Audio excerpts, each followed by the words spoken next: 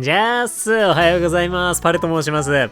無課金の1週間リサーチ83週目、バレンタイン2025の1週間お届けしたいと思います。もうすでにね、別で動画上がっているんですけれども、無事、トープ洞窟マスター20まで到達することができましたので、その奇跡というかね、を見ていただけるのかなと思います。エナジーをね、がっつり毎日稼いでいったわけなんですけど、だいたい5日目ぐらいのリサーチからかな、もう、リサーチ内容的には天井というところまで来て、そこからね、下振れしてしまうとね、いうようなリアルなトープ洞窟の姿も見られますので、分割しないとね、3億眠気パワーぐらいがかなり限界というか、そこから先に眠気パワーを盛る必要があるとすると、園庭の素引きに関わってくるとかね、それぐらいになっちゃうんだよね。そういったね、リアルな無課金の1週間お届けできるかなと思いますので、よかったらね、何かの参考にご覧いただけますと幸いです。で、私自身のね、トープマスター20へ向けた準備だとか、実際の立ち回りはね、この動画で全てお話ししていて、スパークスパイスコーラ狙いの料理軸の立ち回りとしたわけなんですけれども、この動画のコメントでね、また違ったアプローチでマスター20を達成している非常にね、有益なコメントがあったので、ご紹介しつつ、いくつかね、気になったコメントに反応していきたいなと思います。ということで、まずこちらです。もうね、非常に丁寧な準備と、お手伝いブーストでトープマスター20を攻略されてた無課金の方、これねめちゃくちゃ参考になったので、ちょっとねお話ししていきたいと思います。パルさん、マスター20達成おめでとうございます。ありがとうございます。お手ぶダメなし料理パで達成すごいです。私も無課金キャンチケなしトープマスター20達成しました。すごいおめでとう。入念な準備、食材備蓄、お手ぶダメをしていたので比較的楽に達成できた感覚です。土曜日の朝には達成して最終約530万エナジーほどでしたってことで、530万エナジーぐらいあればラピスラズリコハンぐらいまでは攻略できるとねいうエナジーなのですごいよね。で、木の実260万、料理270万っていうね内訳みたいで、私が料理が380万とかまでいったのかな。やっぱ料理軸とそうでないところの差っていうのはめっちゃ出てるんだけど、木の実エナジーをねめちゃめちゃ稼いで、かなりこのトープマスター20に到達したよというようなね感じとなってます。で、このね準備が本当に凄まじいんだ。前の週は丸々お手ぶをしたかったので、前の週に食材集めをしてってことで、もう2週間前から準備してるんだよね。本当に素晴らしい先見の明というか準備の速さだね。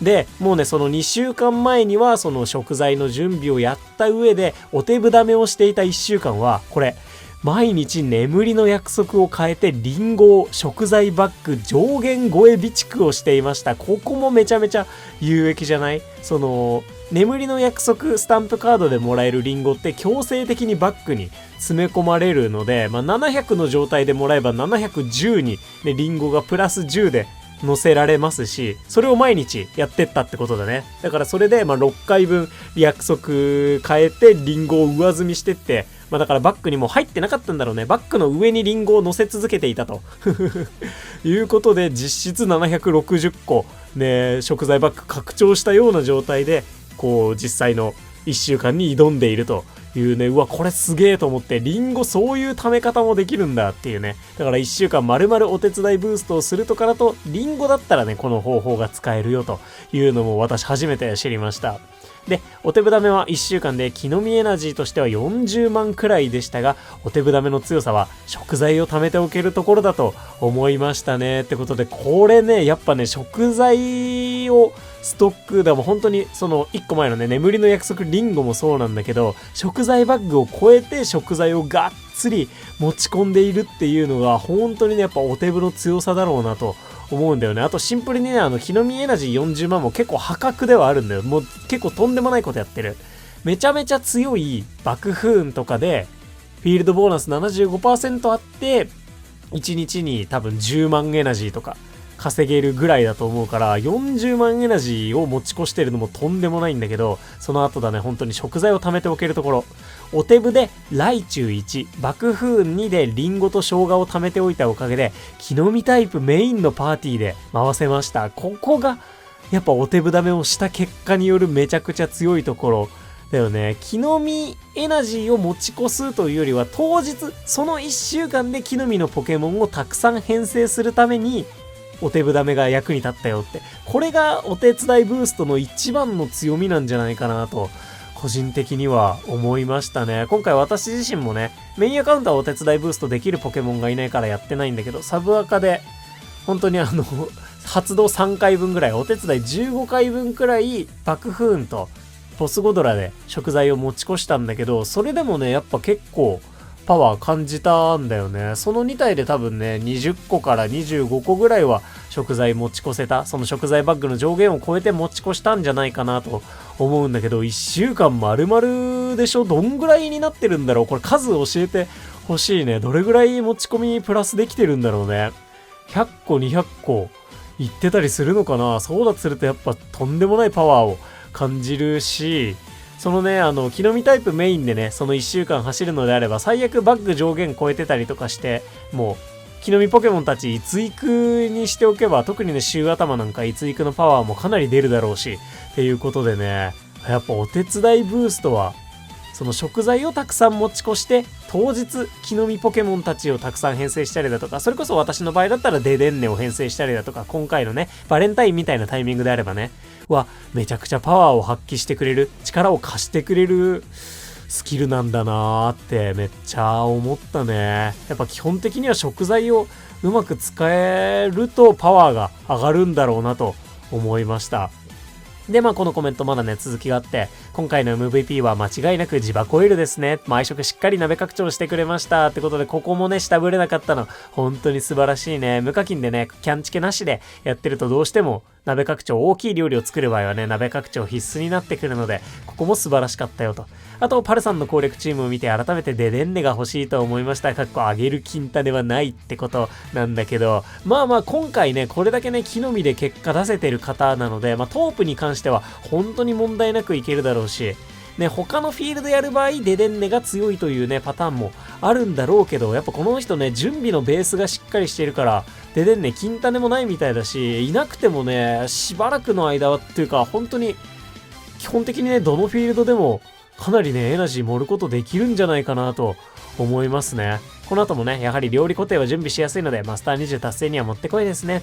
フラワーフェスティバルがあればそこで、うの花マスター20を狙っていきたいです。今のところ、お手ぶでオイルと肉をトドゼルガに備蓄する作戦でいこうと考えてます。ということなので、多分この人は、うの花マスター20もう行ったと思う。で、しっかりね、備蓄できるトドゼルガちゃんもいてというところで、準備もしっかりされるだろうから、このまま全然出でんでいなくても、うの花マスター20達成しているだろうなと思うのでね、またぜひね、達成したら教えてくださいなんていう風にね、コメント返させていただいたんだけれども、楽しみだね。そしてね、食材どれぐらい持ち越せてたのかもね、もし分かったら教えていただけたらなと思います。そんな感じでね、お手伝いブーストをうまく使って食材をたくさん持ち越すことで翌週木の実のポケモンたちをたくさん編成したよっていうね、そういう木の実と料理両方の軸でトープマスター20を達成されたっていうね、めちゃくちゃ参考になるコメントでした。本当にありがとうございました。ぜひね、なかなかね、お手伝いブーストハードルが高いんだけれども、真似できるところはね、真似していただけたらなと思います。それこそね、リンゴを食材バッグの上に上積みしていくのとかもめちゃめちゃ楽しそうだよね。さあ、そしてね、他にもいくつかコメント紹介していきたいと思います。まずはこれかな。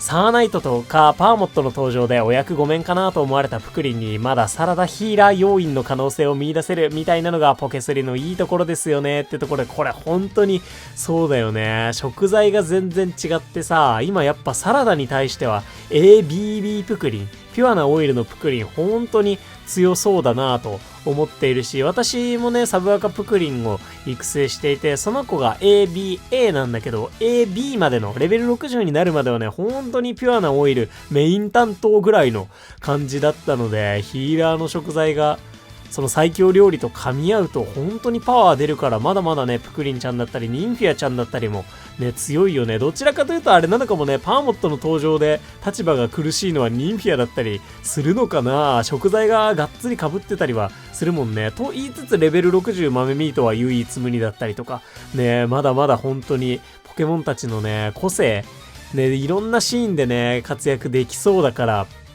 ね、今育ててる子が新しい子より弱いななんていうことはね、決してないのかなというのがポケモンスリープのいいところだなと、本当に思いますね。あとはね、このコメントもね、参考になりましたね。サラダ 1.5 倍臭は昨年通りならもうあまり準備時間に余裕がないこともあり、無課金アカウントはネギキノコ21食分備蓄からの毎食忍者サラダにしようと思ってます。強い一気飲み得意2体いれば、うの花までならマスター20いけそうってことで、これね、軽く計算してみたんだけど、いけそうなんだよね。忍者でやるっていうのもね、かなりいいアプローチだなと思いました。これね、やっぱ忍者サラダにするのであれば、集めるのが大変なのがネギ、キノコ。それとこそスパークスパイスコーラに近しい感じなんだよね。だいたい集めておくべき食材が一緒で、ネギの本数が若干軽くなるっていう感じなので、食材バッグ的にも余裕を持って21食分備蓄しておけるしって感じでね。問題はね、その大豆と生姜かをうの花の一致ポケモンで、木の実ポケモンで集めるっていうのが難しいから、そこをどうクリアするかなんだけど、めちゃめちゃ強いトドゼルガちゃんとかがいれば、木の実エナジー1体でね、1日10万エナジーぐらいは稼ぐことができるので、2体いればね、20万かける1週間、140万ぐらいは稼げそうだし、プラス、ね、他のポケモンたちのエナジーもあるし、大成功も跳ねてくれたりとかすれば、うの花マスター20、全然狙えるのかなと、忍者サラダ、若草サラダでもね、狙えそうだなということで、やっぱね、さっきのそのお手伝いブーストダメうんぬんじゃないけど、食材をしっかり持ち越して、1週間、ね、バレンタインとか、そういうね、フラワーフェスティバルとかであっても、木の実得意をたくさん編成できるように意識してみると、全然ね、負けん気サラダ作らずともマスター20、まだうの花ギリいけるのかなというラインだったのでね、狙ってみてほしいなと思います。オッケー。それで最後はこのコメントをね、紹介したいなと思うんだけどね、もうめちゃめちゃいいコメントあったんだよね。これは面白いよりなんだけど、最後ね、ちょっとこのコメント触れておきたすぎたので、紹介して終えていこうかなと思います。トープマスター20おめでとうございます。ありがとうございます。そして私事ですが、プレパス勢の方、ゴールド級発電所、フィールドボーナス 50% キャンチケありでマスター20いけましたってことで、もうゲームクリア。フィールドボーナス 50% でゴールドマスター20いったよっていう方のコメントだね。僕もパルさんと同じで、ネギを420本、コーヒー252個を持ち込んで、極力食材タイプを編成する時間を少なくしながら、コーラを21食作る戦法で行きました。さっきの人とやってること自体は基本的には同じだね。食材をがっつり持ち込んで、食材メインじゃなくて、で、その1週間、木の実ポケモンだったりとか、メインでエナジーがっつり稼いでいくっていう戦い方。そして、お手伝いブーストを 1.5 週間だけしてから発電所に乗り込みましたって、まずここ1突っ込みポイントなのよ。お手伝いブーストを 1.5 週間。で、1.5 週間で多分10日ぐらいあるじゃん。10日をだけって言ってるお手伝いブーストをね、毎日、タップするだけになると思うんだよ。ライコーとか、ヒーラーがいるんだったらヒーラーとかをタップするだけの 1.5 週間をだけって言ってるから、もう精神力がすげえと。ね、なっていきながら編成がね、ニンフィア、ライチュウ、ジュペッタ、デデンネ、ゴプラピカチュウってことで、デデンネも、スキルレベル6デデンネも2体いて、ちょっとここね、デデンネ普段どういう風に運用してるかも、またコメントで教えていただけたらなというところなんだけど、レシピレベル60のコーラを基本1日2回、大成功し続けられたので、なんとかギリギリ達成できましたってことで、デデンネ2体いるパワーをね、しっかり感じる、この大成功の量、ねえ、それも素晴らしいなと思うし、ちゃんとコーラもすでにレシピレベル60スタートしてるっていうね、準備めちゃめちゃ得意やんっていう。その上でお手伝いブーストばっこりしてるっていうね、そりゃゴールドもいけるよなと思いつつ、それでもフィールドボーナス 50% で達成してるの本当にすごいよね。で、最後ね、この文のね、最後に、これもパルさんがいつも有益な情報を提供してくれるおかげです。ありがとうございます。残りの5フィールドも動画を参考にマスター20目指したいです。長文失礼しました。いけるよ。余裕でいけるよ、マスター20。ゴールドのマスター20ってほんと1個だけ難易度桁違いだから、そこをマスター20いける人は多分ね、他のフィールド余裕でマスター20いけるのかなと思うっていうところとね、パルさんがいつも有益な情報を提供してくれるおかげですなんだけど、私の情報参考になっているだろうかっていうね。多分さ、がっつり私と遊び方全然違いそうじゃん。で全然違いそうだから、大丈夫かなって。で、参考になってればね、本当に良くて、その毎回のね、動画で、自分に参考になるところだけね、エッセンス抽出してくれてれば、それでね、構わないというか、もう動画投稿者冥利なんだけれどもねえ、もうね、ちょいちょい突っ込みどころもありながらね、ゴールドマスター20、フィールドボーナス 50% でいけてるというね、素晴らしいコメントでした。いやね、本当に無課金目線のいつもね、情報というか、発信になってるわけなんですけれども、参考になってれば本当に幸いですし、まあ、なってるみたいなので、嬉しい。めちゃくちゃ嬉しいです。ありがとうってことでね、このね、デデンネ2体の活躍もね、しれっと書かれていて、そこも非常に参考になるね、そんなコメントでありました。といったわけでね、まあこうね、いくつもね、参考になるコメントありまして、今回ね、紹介しきれなかった素敵なコメントもね、たくさんありますので、ぜひ皆さんね、コメント欄も覗いてみてください。いつもね、コメント欄からこうパワーもらったりとか、参考になることね、もらったりだとか、ちょいちょいしておりますので、本当にね、有益なのは動画じゃなくてコメント欄なのかもしれねえ。とね、いうわけでね、私の動画がね、有益なのではなく、コメントも有益だし、お手伝いブーストはやっぱり木の実を貯めるっていうのがメインなのかというよりは、ね、食材を持ち越して、食材バッグを超えて食材を持ち越せるっていうね、疑似食材バッグになれること。で、結果的に木の実ポケモンたちを翌週にたくさん編成できるっていうのが、まあ本当の強さだろうなということを改めて感じましたね。その優位性というか、お手サポ、お手部にしかできない動きっていうのはね、今年も強力だろうなと思うので、まあまた新たなね、伝説のポケモンとかポケモンデーの時とかに発表されるんじゃないかなと思うんだけれども、ね、その子たちが来たとしても、ライコウ、エンテイ、スイ君はまだまだ本当に強力な唯一無二なポケモンとしてね、居続けるのかなと思うので、なかなかね、ゲットするのは大変なんだけれども、チャンスがあればね、積極的に狙ってみてほしいなと思いました。改めて思いましたね。やっぱり強いね、伝説のポケモンはね。いやね、今後の伝説ポケモンたちのスキルは本当にどういうアプローチをしてくるんだろうね。まあシンプルにね、お手伝いブーストのタイプ違いでもそれはそれで非常に面白そうなんだけれども。ぜひともね、多くの人にこのお手伝いブーストポケモンたちのゲットのチャンスが増えることをたくさん期待したいですね。せっかくね、金種も増量されたし、私自身もね、サブアカで本当にたまたま強いスイ君をお迎えできたりもしたので、もうちょっとね、お手伝いブーストについて、自分自身でも知見を深めていけたらなと思います。いろんな使い方、育て方してあげたいなと思いましたね、スイ君。それと並行してね、伝説ポケモンのいないメインアカウントはそれはそれでやっていくので、また2つね、違った立ち回りで今後ね、うの花マスター20だったりとか、そうでないタイミングとかもね、どういった攻略になりましたよ、みたいなことは今後も逐一お伝えしていけたらなと思います。そんなわけでね、いろんな学びがあったこのバレンタイン2025の1週間。どのように私がエナジーを稼いでいったのかが見える、そんなね、1週間のリサーチ楽しんでいただけたらと思います。それでは1週間マスター20に向けて、どうぞじゃあ、ということで、朝レポやっていきたいと思います。バレンタイン2025初日のリサーチなんですけれども、いきなり、実況ミスりまして、録音ミスっちゃってさ、音声後付けでやらせていただきます。よろしくお願いします。パレと申します。ウトウトタイプということでね、パルデアウパードオーちゃんはウトウトに属しておりますので、幸先いいのか録音もミスっておきながら幸先いいのかな。で、一昨日ぐらいも私さ、録音ミスってなかったっけ朝ちょっとね、ダメかもしんない。昨日ね、翌日にね、これ、後付けしてるんですけど、昨日別にそんな、結構ちゃんと寝た感じあったんですけどね。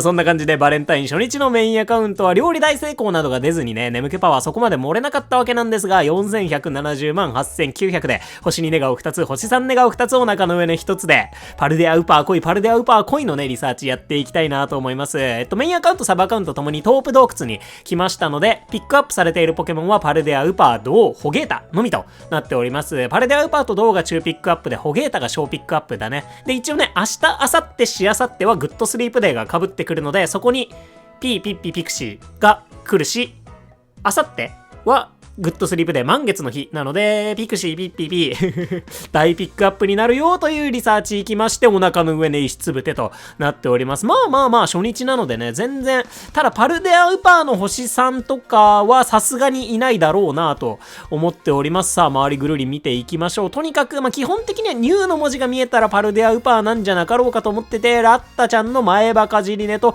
アーボちゃんほぐれネで、結構ね、初日でまだそんなに眠気パワーがない状態でのラッタちゃん星さんはまずくねえかと思いつつも、ロコンがね丸まって寝ていてくれたので、それはめちゃくちゃありがてえなというところだね。メインアカウントはなんかね、サブアカはね爆風3体育成してたりして、炎の木の実ポケモン非常に飽和状態なんだけど、メインアカウントはね木の実 S の炎ポケモン爆風とかキューコンとかは未だに一体もいないので、全然ね、こっから先ロコンの出番もあるかなと。で、サブアカは逆に氷タイプのね、その木の実ポケモンがあんまり育ってなくて、メインアカウントは、タマザラシ、トドゼルガがね、2体ももうおりますので、そういったところから、ロコンの飴はロコンに原種ロコンに使っていきたいなという、うなずきねのゴクリンちゃん、かわいいよね。うなずいていてからのニュー。よろしくお願いします。ということで、パルデアウパー初日から見られたぜ。この2体の並び良すぎないね。しかもあくびしてんの目、もう顔可愛すぎるさ、このお互いにさ、この垂れ目でいいのこれ。このさ、ヒュイーンっていう目。もう。良すぎんだよね。ということで、パルデアウパーの星に寝顔、大あくびね。めちゃくちゃキュートなお顔見せていただきました。リサーチ EXP がめちゃくちゃ多いタイプとなっております。パルデアウパーちゃんです。大あくびもさ、口さ、こんなに横に開くのにあくびする時の縦の口はちっちゃめでめっちゃ可愛いよね、ウパー。もともとは水中にいたが、毒の粘膜で体を保護しながら陸の上でも暮らすようになった。普段は沼地に住処があるので、泥地に住処があるので、全身泥まみれになって眠る姿を見ることができるよということで、泥にまみれ寝がどうやらウパーにもありそうだぞというね、そんな感じとなりました。私が聞いた話によると、パルデアウパーはなんかその水中の、もともとねウパー族水辺で暮らしてたわけなんだけど、その水中の生存競争というかに敗れて陸に上がらざるを得なくなったっていうようなねお話を聞きました。なかなか壮絶だよね。ちょっとねのんびりしてて、基本的にはその自分たちが狩りをしに行くというよりは、口を開けてねお魚が飛び込んでくるのを待っている、そんなポケモンたちだったのでね。それよりも前にねお魚狩り尽くされちゃっていた場合は、食べるものないなーって言ってもうしゃーなし陸に上がったのかなーなんていうのがちょっと想像ついたりつかなかったりしますね。なんかその辺の生態について、私ポケモンの生態についてそこまで詳しくないから、ちょっとそういうのもみんな知ってたら教えてほしい。バンバン教えてほしいなというポケモンのリサーチ完了です。おやつタイム入っていきましょう。パルデアウパーにチャンスがドンとついてくれたらね、最高ハッピーではあったんですけれども、来てくれただけありがとうということで、初日のメインアカウントのリサーチはピックアップで来てくれたのはパルデアウパーちゃんのみとなりまして、こんなんさすがに行くでしょうということで、パルデアウパーにボーナスサブレから上げていきます。ここで大成功出てきてくれたってね、もちろん良かったわけなんですけれども、さすがにそんなことはなくということで、できる限りお迎えまで行かせていただきたいところ、メインアカウント一生コーヒーのポケモンをね探し続けておりますので、パルデアウパーちゃんが救世主になってくれるかもしれねえなという満腹にならないありがとうハッピーパルデアウパー、よろしくどうぞ。抱きしめちゃうよろしくねということで、いいお顔、本当にいいお顔ありがとうねえ、この色になってもキュートなの可愛いよね。そしてね、今週色違いが出やすくなっておりまして、トープはねウーパーかホゲータかどうか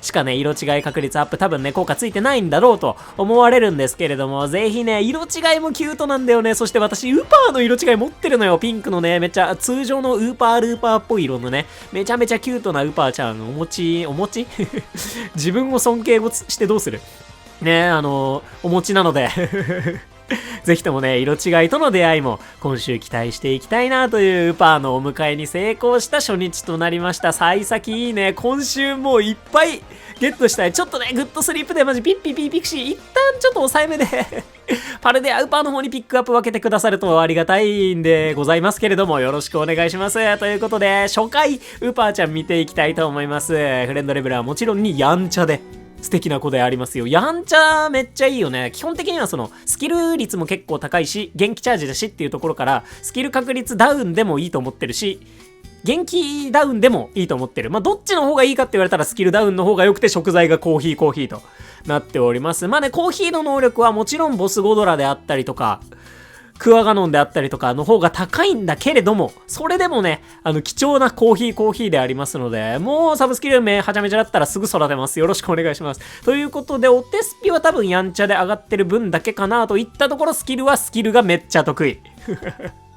ただしやんちゃなのでスキルは苦手。ねえ、そんなウパーちゃんとなっておりました。食材確率アップ M もね、持っててくれたのよ。でも75なんだよね。今ね、飴もレベル30にするほどもないから、レベル25とかまでにさ、食 M 持っててやんちゃでコーヒーだったら多分私も育てますって。言ってそうなんだけど、まあ、やっぱね、その辺のいろんなね、噛み合いをくぐり抜けて、ね、厳選というものを行われますので、まあ、でも初回からね、こう、ゲットをお迎えできたことがまず一つ嬉しい要素だろうということでね、今後のパルデアウパーとの出会いにも期待したいなと思ってるんだけど、私さ、やっぱどうしてもコーヒー厳選が全然進んでないから、多分バレンタイン終わったらゴールドいっちゃうんだよね。なのでね、もうマジ今週。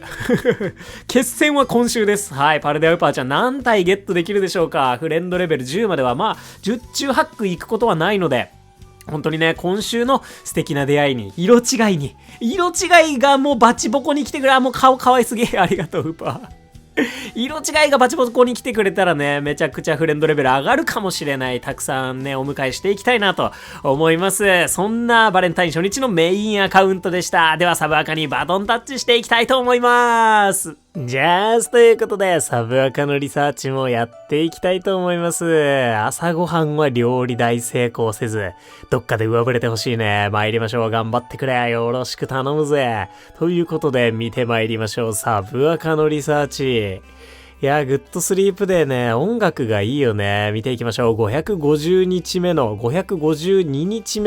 リサーチとなっております。どうだろうね、どうの眠気パワー消費的に今回も出てきてくれるのか。おっと、こちらはスヤスヤタイプとなりましたね。まあ見ていきましょう。トープスヤスヤもめっちゃいいので、人影ちゃんとかも出てきてほしいというか、人影のお香を使ったはず。今週もね、一応お香ミッションがありますので、人影のお香を置いたはずでありますので、確定人影リサーチとなっていきつつ、ポケモンしっかり8体初日から出せましたね。一応ね、サブアカは1回昨日初日からね、料理大成功バチッと引くことができたので、5625万3700で欲しちゃうポケモン8体リサーチさせていただけるようです。ありがとう。ネガオ分布的には星3ネガオお腹の上ね、星2といったところなので、どうちゃんも見たいよね。よろしくお願いします。というか、星1パルデアウパー見られてないので、そこもぜひといったところ参りましょう。リサーチお腹の上はメタモンちゃん、眠気パワーがっちょり使ってそうやないかいといったところ、そして人影のお香をしっかり置いておりました。残念ながら光はしなかったけど、これで眠気パワーほぼ使ったかい？ほぼ使ってそう。メタモンのお腹の上ねスタートとなりましたので、銅はさすがにいないかなといったところ、ホゲータも小ピックアップバッチリ来てくれました。スヤスヤタイプだしね、よろしくね、ホゲータ。さあ、そして下にはコラッタちゃんも首をかしげてくれていまして、あとはニューネガオを探す旅よろしくお願いします。人影は星3で来てくれよなの気持ち。星3ネガオがまだ1体いるから、さすがにパルデアウパー銅の星3には出会えなそうだね。弾んでいるのはプープーリンちゃん、片膝立てているリオルちゃんが星3ネガオで、歯ぎしりラッタちゃんも来てくれていまして、ニューネガオはないか？これないか？ないんか？いや、カカオをお腹さすってる。星2ネガオでしたね、人影ちゃんは。これはきっとお香の子かな。で、ネガオ、星3ネガオではなかったけれども、といったところでめっちゃいい笑顔。こちらまで幸せになるめっちゃいい笑顔ということで、右側見ていきましょう。カカオのね、ゼニガメを育てられていないサブアカでは、とてもカカオ、ドウちゃん、お迎えしたすぎますけれども、丸まっているロコン、首かしげているコラッタ、ラスト1体とかいる？もう終わり？見切った？見終えた私。ポケモンを数えられなくなっております。見終えたかな？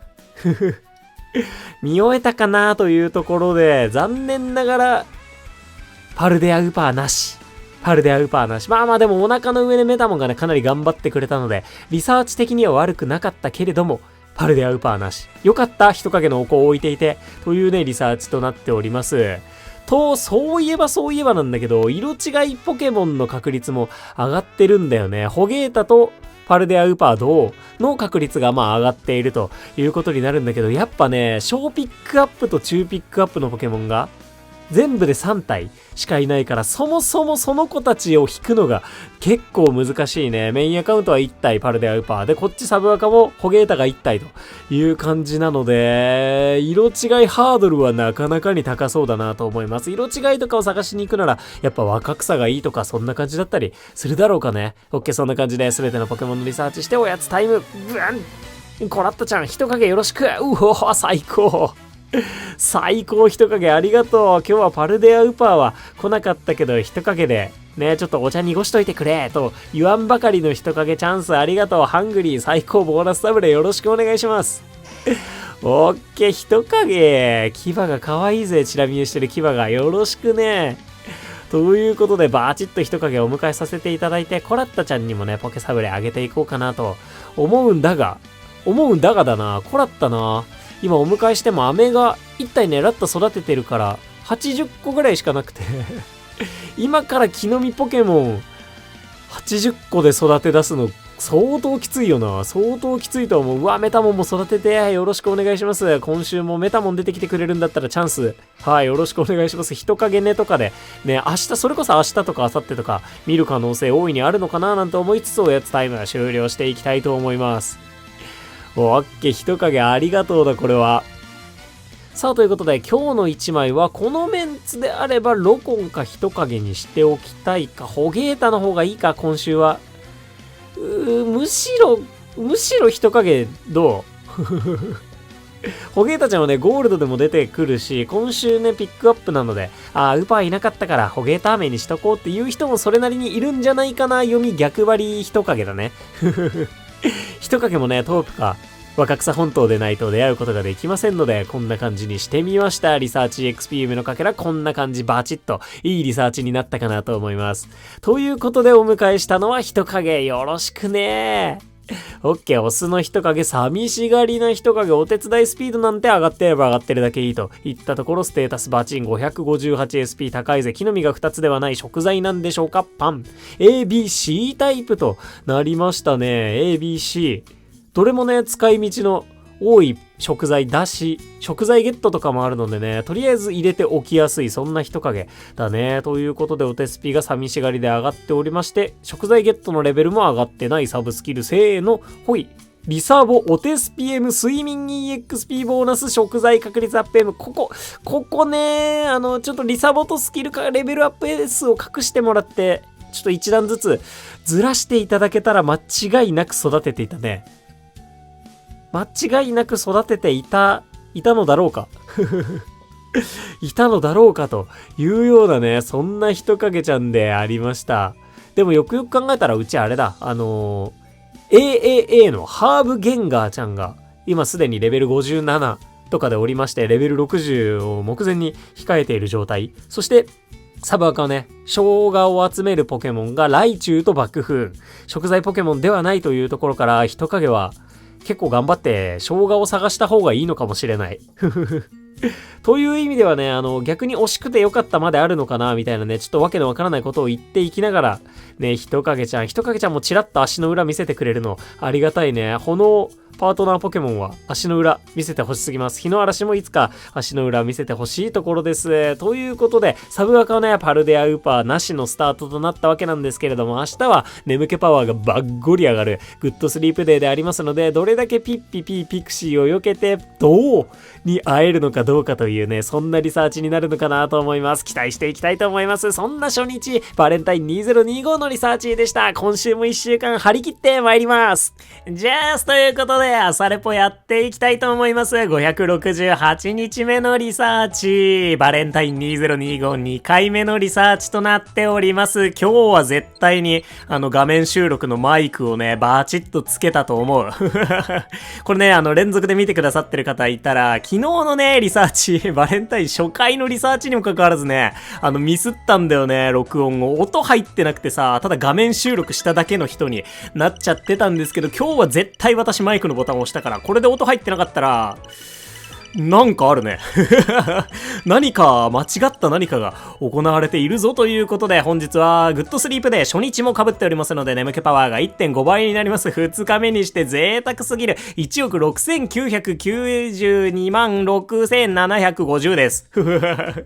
星2寝顔が2つ、星3寝顔2つ、お腹の上ね1つとなっておりまして、このぐらいの眠気パワーあったら、銅のお腹の上とかすらワンチャン出てきたっておかしくないんじゃないかな。どうだろう、ランク的にもね、それなりに上がってるんだよね。もう110万エナジーぐらいを超えてきたので、それなりに上がってはいるといったところで楽しみだね。あとはまあ、ウトウトタイプ一応引けたっていうのもあるし、ピッピピーピクシーもね、闇鍋でこうピックアップが流入してきますので、それをどれだけ避けてもうウパーパラダイスにしてもらえるか。もう色違いのウパーちゃんも見たいし、パルデアウパーとウパーが並んでるのも見たい。もうよろしくお願いします。ワクワクしながら見ていきたいと思います。ちょっとね、ピンク色が来るんだったらウパーの色違いでお願いします。よろしくお願いします。さあ見てまいりましょう。リサーチへお腹の上にどうとかぬおうとかビクシーなんだよね。でも多分ね、そう、見たことないんだ。見たことないからよし。ね、その未発見寝顔が見つけやすいっていう効果もこの3日間かかっているので、それだったらパルデアウパーはもうモリモリ来てくれてもいいんじゃないかなと思ったんですけど、この方自身も見たことなかったよということで、ピクシーのお腹の上から始めてまいりましょう。でもね、これまで何ヶ月グッドスリープでやってきたのっていう中で、私そう、ピクシーの星3、4見れてないのよ。だからこれは、ありがとうだね。もう単純にありがとうなリサーチとなりました。月の輝く静かな夜に人気のない場所で眠ると言われているよ。穏やかに眠りながら遠い故郷に住む仲間の夢を見ているのかもしれないね。泣かせる図鑑説明ありがとうピクシー来てくれて、星さんも、じゃあさっさと見よう。さっさと見とこうね。ということで下にプクプクしているのはプクリンちゃん。なんかピンク色違うな。思ってたんと違うピンク色いっぱい来てるけど、まあグッドスリープでなんでまだ眠気パワー的には余裕あるかもしれないんで、ちなみにパルデアウパーの項も置かせていただいております。さあ周り見ていきましょう。頼むぜニューネガオパラダイスへ来てくれ。地中に寝ているのはディグダの類。ディグダの類ありがとう。後で光るかどうか見ます。逃亡してるニューいるよ。ニューいます。さあどっちでしょうか。パーン色違ってはない。色違いかもしれないというのをね、肝に銘じながら見ていきたいと思うね。なんだこの幸せがもっとアップにさせてほしい。もっとアップにさせてほしい。一旦ちょっと心を落ち着けて、この地中根が光るか光らないかを見て、光らないことを確認して、ね、一呼吸置いてからタップしていくか。かわいい。どうかわいい。尻尾振るんだね。かわいいね。さあ、どうちゃんの星に寝顔ぺったりね、リサーチできました。嬉しい。固まりました、スマホが。大丈夫。立ち上げ直さなくて良さそう。よかった。びっくりした。かわいすぎる。ぺったりしてる。何これ。で、さっきもさ、パルデアウパーがさ、泥に埋まる姿勢がさ、うつ伏せだったじゃん。通常ウパーは仰向けなんだけど、うつ伏せだったじゃん。結果こうなっていったんだろうね、ドーちゃんにね。ね、なんかその環境の適応、進化の過程も見えなくもない、そんな素敵な生態を教えてくれるポケモンスリーパーありがとう。これからも一生ついていきます。ドーちゃん初リサーチとなりました。池や沼で暮らし、にウパーを乗せて対岸まで運んであげるドー良すぎ。稀に泥の中で寝ている姿が見られるが、もしかすると運んでいる途中で眠くなってしまったのかもしれないね。運ばれていたウパーはどこにかわいい。じゃあウパーも一緒に乗っている状態でリサーチさせてほしい。できたらまあ多分ね、そんなことはないんだけど、めっちゃ見たいね。じゃあきっとどうも泥に埋まりね、なのかなということで、左側に星さん寝顔でありましょう。パルデアウパーちゃんも寝ててくれたぜ。泥に埋まりね、星さん寝顔。嬉しい。かわいすぎる、マジで。なにこれ。いや、ぷくぷくしてる口んとこ。ちゃんと呼吸してる。呼吸できてる？してる。息吸ってる。なんかあれだね、アザラシとかさ、そういう水生生物もさ、呼吸するために一回浮上したりするじゃん。なんかそういう趣をちょっと感じた。もともとは水中にいたが、毒の粘膜で体を保護しながら陸の上でも暮らすようになった。普段は泥地に住処があるので、全身泥まみれになって眠っている姿見ることできました。ありがとうございます。いや、ここはグッドスリープで様々なんじゃないのといったところで、右側にさらにね、星1もまだどちらとも見られてないので、ニューネガオパラダイス来たか。ちなみにニューネガオパラダイスって言ってるのはね、映画のニューシネマパラダイス。ニューシネマパラディーゾ、あれ、ニューってイタリア語だとなんて言うのからね、来ております。などということを言っておきながら、残りニューネガオはなく、ね、喉がガラガラになっていきながらのおやつタイム、やっていきたいと思います。私の咳払いタイムだね。よろしくお願いします。チャンス飛び散らかりまくってくれ。色違い出てこなかったんだけど、サブアカには色違い期待しつつ、明日も逆にあれだね、星1パルデアウパーちゃん、ドーちゃんの、ね、寝顔を見られそうだなって気がするので、めちゃくちゃワクワクだね。じゃあ一旦咳払いしに行こうと思うんですけど、またスマホがなっているんですけど、先払いしていきたいと思います。すべてのポケモンのリサーチ完了です。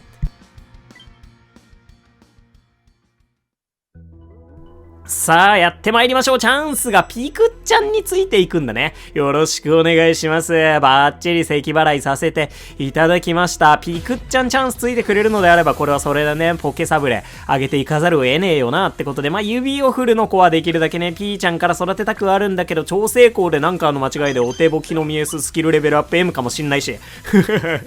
ね、そういうのをね、こう、期待するだけは、ただというところで、可愛すぎるパルデアウパーボーナスサブレあげちゃおうかな。いや、あとはまあ1体ゲットするだけでいいか。本当か。今週しか多分ゲットするタイミングないぞ。しばらくゴールドにこもるぞ、メインアカウントは。それを考えたら、こっちにポケサブレ行くっていう必殺技使うか。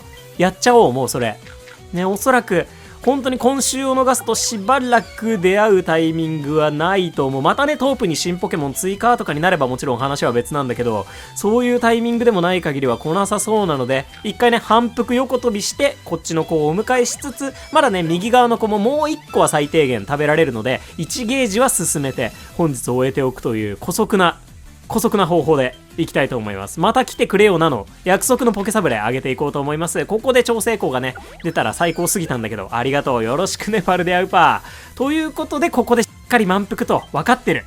動画を分かってる。この分かってる顔、いい顔ですね。ありがとう。ということで、しっかりとね、未発見ネガを見ることができて、さらにパルデアウパーまでお迎えできて、お腹の上でピクシーまで埋めることができた、ハッピーすぎるリサーチ。あまりにハッピーリサーチだったね。今日の1枚は、泥に埋まってるこの方にしようかなと思ったけど、2体いて選べないからぺったりね、どうに。しておこうと思います。飴もうまいぜ、サンキュー。オッケー。いやでもパルデアどうちゃんそこまで眠気パワー消費大きくはなさそうだったね。もちろん全く少なくはないんだけど、めちゃくちゃっていう感じではなかった。もうスマホが重すぎてやばいとさせていただきながらも、リサーチ EXP 夢のかけらこんな感じ、しっかりとグッドスリープでの 1.5 倍パワーを一身に受けた素晴らしいリサーチ内容だったかなと思います。ということで、あとはここの結果もね、素晴らしければもうね、大断言となるわけなんですけれども、レベルは13、おっとりで食材確率が上がってもうてて、元気ダウンは元気チャージ持ちのウパーちゃん的にはめちゃくちゃありとさせていただくメスのウパー見ていきましょう。もうめちゃめちゃいいよ。ドンステータス SP381。金スキルとかも、でもワンチャンあんのかな。元気ダウンがね、SP 若干低めになるので、食材なんでしょうか。パン !ABC! ABC! コーヒーポケモンが一切いません。パルと申します。最大所持数アップ S です。対戦よろしくお願いします。そっから先が重要なね。飴も一気に溜まってきたとはいえ、レベル30が精一杯。サブスキルせーの、ほっ、食材確率の類なしとなりました。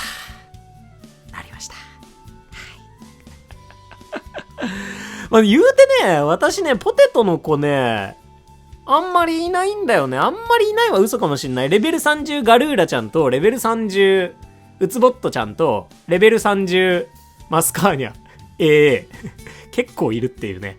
で、その子たちでね、まあ頑張って集めているので、なんだろう、そのレベル60、サブアカにはね、レベル60ウツボットがいて、確かその子は1日70個とか、そんぐらいポテト集められたかなと思うんだけど、それぐらいのね、バチバチの子はいないという意味ではね、今後ポテトを誰かにお願いしたりだとか、したりだとかあるかもしれないんですけれども、まだまだウーパー探しの旅は続くのかもしれねえなといったところでありました。そんなおっとりウーパーちゃん、一番おっとりが似合うんじゃない？もしかして全ポケモンの中でウパー族が一番おっとりが似合うかもしれない。いや、ヤドンとかも負けず劣らず似合うかなもう嬉しすぎる。とりあえずね、おっとりウパーが来てくれただけでね、ハッピーすぎたわけなんですけれども、サブアカも色違い期待しながら見ていきたいと思います。バトンタッチじゃあ、ということで、サブアカのリサーチもやっていきたいと思います。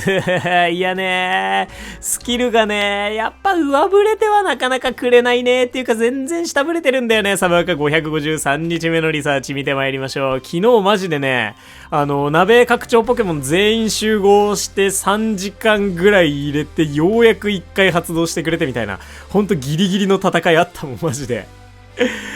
もう寝かす、いつも寝てる時間なんだけど、もうねみたいな。どうしようって言いながら、頑張れって。もうこの時間までに、発動なかったらもう諦めて、なんだっけ、お茶会コーンスコーン作って寝るぞって思ったんだけど、そう料理チャンスもさ、なんかうまいこと大成功しなくてさ、70% までいっちゃってさ、マジでもう、どうしようみたいな。これ 70% ほぼ成功しちゃうし、拡張待たなきゃ、みたいなね、もう、昨日はね、なかなか、肝の冷える。まあでもね、最終的にギリギリ、なんとか、鍋拡張、一番、使ってほしいスキルレベルアップ M を持っている、スパークスパイスコーラを一発で作れる子。今のね、さっき言った色違いのジバコイルちゃんがスキル発動してくれて、ね、長きにわたる鍋拡張戦争なんとかなったんですけれども、本日のお昼ご飯の鍋拡張まだということになっておりますので、どっかでやっぱね、上振れの波を起こさないと、さすがにトープマスター20、トーマス20は厳しいだろうということで、トップハムハット卿、ゴードン、ね、その類よろしくお願いしたいなと思います。そんなサブアカ1億7468万9850で、星3寝顔が多すぎんよといったところ、これってさ、どうなってるんだろうね。グッドスリープデーの未発見寝顔が見つけやすい効果。さっきさ、パルデアウパーちゃんが2体並んでてくれたじゃん。星3寝顔が。みたいに、このリサーチ中だったら、どっちも未発見だから、確率上がってるってことなのかな。それだとね、なんか星3にパルデアウパーが6体いたっていいわけじゃん。ねえ、そんなあまりにもハッピーすぎるリサーチ見られたらあまりにも嬉しいなといったところ参りましょう。リサーチへ、あとは色違いにも期待していこうぜ。よろしくお願いします。さあ、まずお腹の上ね。ほげほげ、やみらみじゃーんいう寝顔ではないんだけど、さあ、パッと見さ、こっちもね、パルデアウパーのお香を使っておりまして、あ、さっきのあれだ、パルデアウパーちゃんお香だね、1体はね。さあ、ということで、ほげーた小ピックアップなんですけれども、まずここパッと見の4体は、色違っているわけでもなく、ニュー寝顔でもないよといった滑り出しとなっておりますが、ヤミラミがめちゃくちゃいい顔。この子にパルデアウパーがこのまま来ない場合、この子にサブレを上げるのが、濃厚と。この子にサブレを上げるの濃厚となっております。さあ、ヤミラミがそのボーナスサブレを勝ち取るのか、パルデアウパーがさすがにグッドスリープでもいるからな、絶対。ごめん、ヤミラミ。多分今日じゃない。チャンスついてくる。あとはさあ、まだニューネ顔ではない。炎を吹き上げているのはマグマラシちゃん。雨が嬉しいぜ。さすがにいたぜ。ニューネ顔見ていきましょう。色違いかいカモン。色違っているわけではないけれども、あれだけ星3寝顔がいたら、それは私も星3ですよと言わんばかりのパルデアウパーちゃん、泥に埋まりに来てくれたわけなんですが、お香の子かもしれねえなということで、もしかしたらもう1体ぐらいいるかもしれないパルデアウパーの泥に埋まりねです。喉ガラガラになってきました。先ほど読んだので、ここはスキップさせていただきましょう。昨日はパルデアウパー出会えなかった。どうもね、出会えなかったので、サブアカはどちらかというと、ホゲータちゃんに縁のある感じとなってます。さあ、右側も見ていきたいと思います。ただ今のところピッピ族は避けているよ。ってことはウパーが押し出されてこないとねえでしょう。そこはニューネガほほ色違いでしょうか。パン違う未発見ネガオが見つけやすい効果。ちょっと一旦周り見てからでもいい？色違いドキドキをね、色違いドキドキをドキドキしていこうかなと思ったんですけれども、パルデアウパーが来まして、これでお香の子も来たかな。待って、もうポケモン結構見たんだけど、あと1体いるか対戦ありがとうございました。という感じになりましたね。しかしながら未発見ネガオ、ロコンちゃんみたいにね、ロコンはあれか、トープ限定だよね、星3ネガオは。多分そうだと思うので、そういったネガオをグッドスリープデーのタイミングでね、しっかり未発見ネガオを見つけやすくなる効果で見られたのはありがたいし、お腹の上でも見ておきたいね。体の中で常に炎が燃えているポケモン。眠っている間に体温が高くなりすぎないよう、口から炎を吐いて放熱し、体内の温度を調整することもあるようだ。ここのさ、炎を吐く意味がさ、アローラロコンと違うのが面白いね。アローラロコンは周囲の温度を下げるために確か吐いてたはず、冷気を。あったかくなってきたなって下げようっつって。クーラーの役目だよね。なんだけど、ロコンは逆にやべえ、熱くなりすぎたなっつって、自分自身の温度下げようって言って吐いてるっていう、そこの差が面白いなと思います。そんなロコンちゃん3つ目の寝顔。待っていきました。ありがとう。さあ、そしてこれは、大輪首ねだったかな。星1ウパーに縁がないね。まあ、眠気パワーがね、こんだけ跳ねているタイミングなので、それはそれでね、全然いいんだけれども、ねえ、まだ未発見寝顔がね、見つけやすくなる効果、明日、明後日と2日間続きますので、そこで、まあ、お腹の上寝も込みでバチッと見られたらなというところ、お腹の上寝にぜひどうウパー。それこそさっき見たので、ロコン。来てくれるとね、ありがたいんだけど、今回はホゲータだったよといったところでしたね。サンキューウパー。しかしながらまあなんとか、ね、お香の力もあり、いい感じのリサーチになったんじゃないかなと。色違いはまだ来ずとなっておりますけれども、今週果たしてメインアカウント、サブアカウント、2アカウントあって色違い見られるんでしょうかね。どれぐらいなんだろうね。今まで通りの色違い確率なのであれば、このね、ピックアップの少なさも相まって、まあ、2アカウントやってても1体も見られないみたいなことも全然考えられるのかなとは思うかな。こっちも上振れてほしいね。もうリサーチも上振れてほしいし、料理もどれだけ上振れられるかというね、そんな戦いとなっていくし、チャンスもチャンスでね、上振れられるだけ上振れてもらえたらといったところなんですけど、やっていきましょう。おやつタイム。ここはさすがにウパー狙おうぜ。メインアカウントは、ゴールド。これがバレンタインが終わった後ゴールドに戻ると思うんだけど、大成功。ありがとうすぎるって。サンキューウパー。サブアカはね、どうなるだろうね。ヨーギラスとかを探しに来てもいいんだけど、トープ洞窟。これ1枚絵付けはやらせていただきたい。やらせていただきたいところ。いや、これ以上サブレを上げるのかどうかに関しては、まあ、こんなもんなのか？こんなもんなのかい？本当かい？でも行けるとこまで行くのも意味わかんないしな。意味わかんないしな。抑えとこう。ここでやめておこうと思います。そんな感じでおやつタイム終了しましょうか。ねえ、カカオのポケモンがサブアカおりませんので、まあ、AAA、ないしは AAB、C がいいのかなというところではあるんだけど、いい瞬間取れてるぜ。泥に生まれ寝にしておきましょう。今週さ、シンプルにみんなからめっちゃウパーどうの寝顔が集まって、フレンドリサーチで来るのも本当に素敵。マジ素敵。そこも嬉しいところだよね。ねえ、本当にね、ちょっと悩ましいね。いろいろと考えておかなきゃいけないね。次のフィールド、トープ、サブアカはどこ行くのか。まあ、ゴールドなのかな。でも、ボスゴドラの育成が終わったっちゃ終わったんだよね。2体目が待ってるんだけど、控えてるんだけど、いや、そこを考えながら今週やっていかなければならなそうですね。そんなサブアカこんな感じとなりました。お腹の上でホゲータもね、ピクシーほどではないにせよ、かなり眠気パワー消費、多めなポケモンだったので悪くないリサーチだったんじゃないかなと思います。パーちゃん見ていきましょう。こちらはずぶとい子だ。おっとりも似合うけど、ずぶといも似合うね。さあ、ステータス見ていきましょう。お手スピどんだけ低いんだい。ただ SP は高いのは元気が上がっているからかな。食材なんでしょうか。パン。ABC タイプ。さっきはおっとり ABC、今度はずぶとい ABC となりまして、お手スピが1時間54分、はちゃめちゃなことになっております。さあ、スキルからはちょっと想像がつきませんが、サブスキル、せーの、ほい。スキル確率アップ S。なんだね。それでこれだけ SP それなりにまだ保持できているというのも面白いところでありますが、こうやっぱね、こう金スキルない場合はお手スピ S、食 S、所持 S。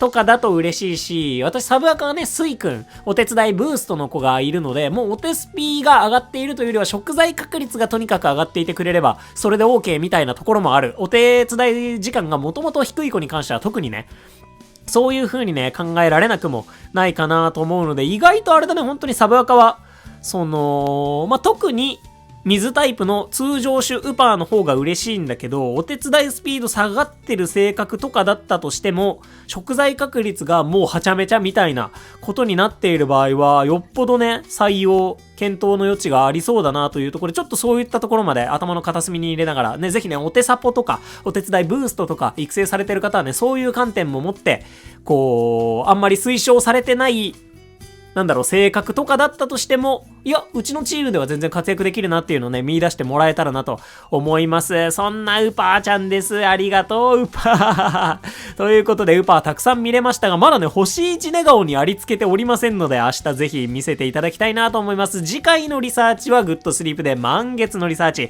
ピッピ一族大ピックアップとなっておりまして、そんな中闇鍋。さあ、どういったリサーチとなるのか注目していきながら、色違いもまだ見られていない。明日期待していきたいと思います。そんなバレンタイン2025、2日目のリサーチでした。ありがとう、ウパーたち。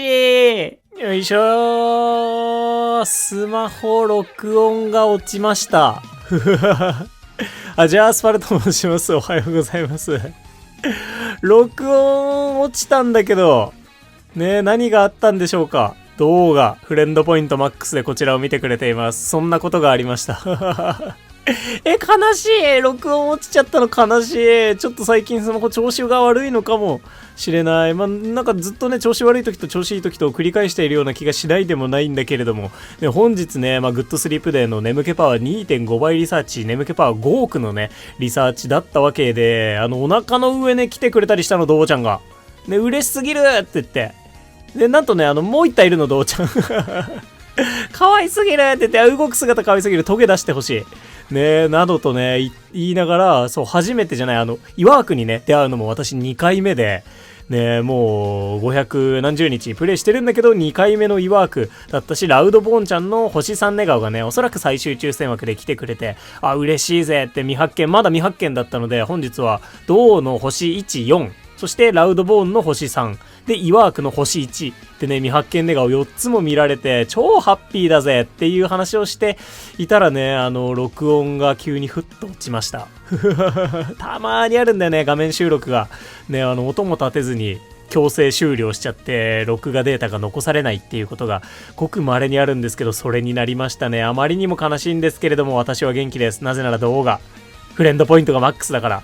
チャンスがついてくれて、ボーナスサブレを上げたら超成功してくれましたので、どうちゃんをお迎えして、本日のおやつタイム終えていきたいかなと思います。オッケー。で、まだね、どうちゃんの星3寝顔は見られてないので、明日も未発見寝顔が発見しやすい効果残ってるのでね、それを使ってというか、見られたらいいなという感じですね。そしてね、私そう、メインアカウントね、バンギラスを、見たことがないの。まだリサーチしたことないのよ。星1すらリサーチしたことがないから、ぜひね、バンギラスなんかも出てきてほしいし、色違いももうでちらかしにでちらかしてほしい。ね、そんな明日のリサーチにいろいろと期待しながらね、途中からね、録画再開して進めていく。そんなやつです。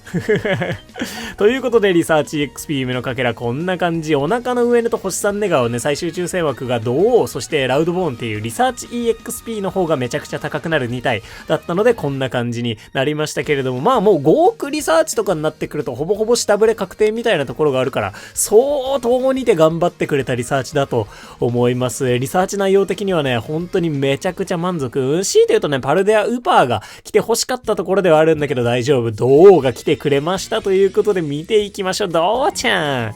レベルは22、真面目なメスの銅ちゃんでありました。SP 高いね。木の実が2個なんだ。食材なんでしょうか。パン。ABC タイプとなりました。お手伝いスピード55分53秒。こんなもんかい。最大処理数そう多いんだよね。20個あります。これデフォですということで、木の実 S とサブスキル、せーの、ほい。食 S スキル確率アップ S、あとはね、白スキルいっぱいという感じとなりました。ね、食材ポケモンなのでね、どちらかというとお手スピ S 食 S とかの方が嬉しかったりはするんだけども、何より来てくれただけで嬉しいぜ。横に幅広いね、どう本当に。めちゃめちゃエクレア食べたくなってきました。ということで、木の実 S 持ってるとなかなか SP も高いね。木の実エナジー結構高いのでね。とはいえ、木の実がそこまで得意なポケモンではないので、木の実 S 採用は、その次のフィールドで活躍させたいよっていう人が選択肢になってくるのかなという、そんなね、どうちゃんでありました。本当にいい笑顔。ね、星1寝顔とお腹の上のなんか大口をクワーって開けてね、ニコニコしてるどうもめちゃくちゃ可愛かったので、ぜひ皆さんも、リサーチできていることを期待したいなと思います。ということで、まだ色違いはなし、サブアカ期待していきたいと思います。サブアカはね、多分普通に録画できているはずなので、サブアカにバトンタッチ。じゃあ、ということで、サブアカのリサーチもやっていきたいと思います。昨日ね、1回もサブアカはね、料理大成功出せなかったんだよね。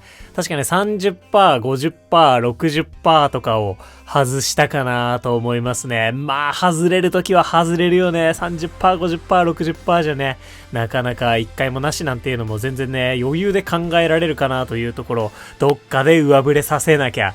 だね、今日ね、一発目朝ごはんはね、大成功させられたはずなので、ちょっとね、このまま、またもう一度波を掴んで浮上していきたいなと。トップマスター20どうだろうね。マジで本当に最終日次第になりそうな感じではある。逆に言うと今別に目がついえてる感じはしないから、ね、もう本当これから先もちょっと得を積み込んでいきたいなというところで、メインアカウントよりは1億眠気パワーほど少なくなりましたけれども、めちゃくちゃだね。4億826万8250で、さっきと似たようなっていうか全く同じだっけ、寝顔の分布。星2寝顔2つ、星3寝顔3つ、お腹の上ね1つとなっております。うとうとタイプになったので、もしかしたら番儀の星3とか出てこられる？ちょっとわかんないね。いや、ラウドボンちゃんの星3なのかな。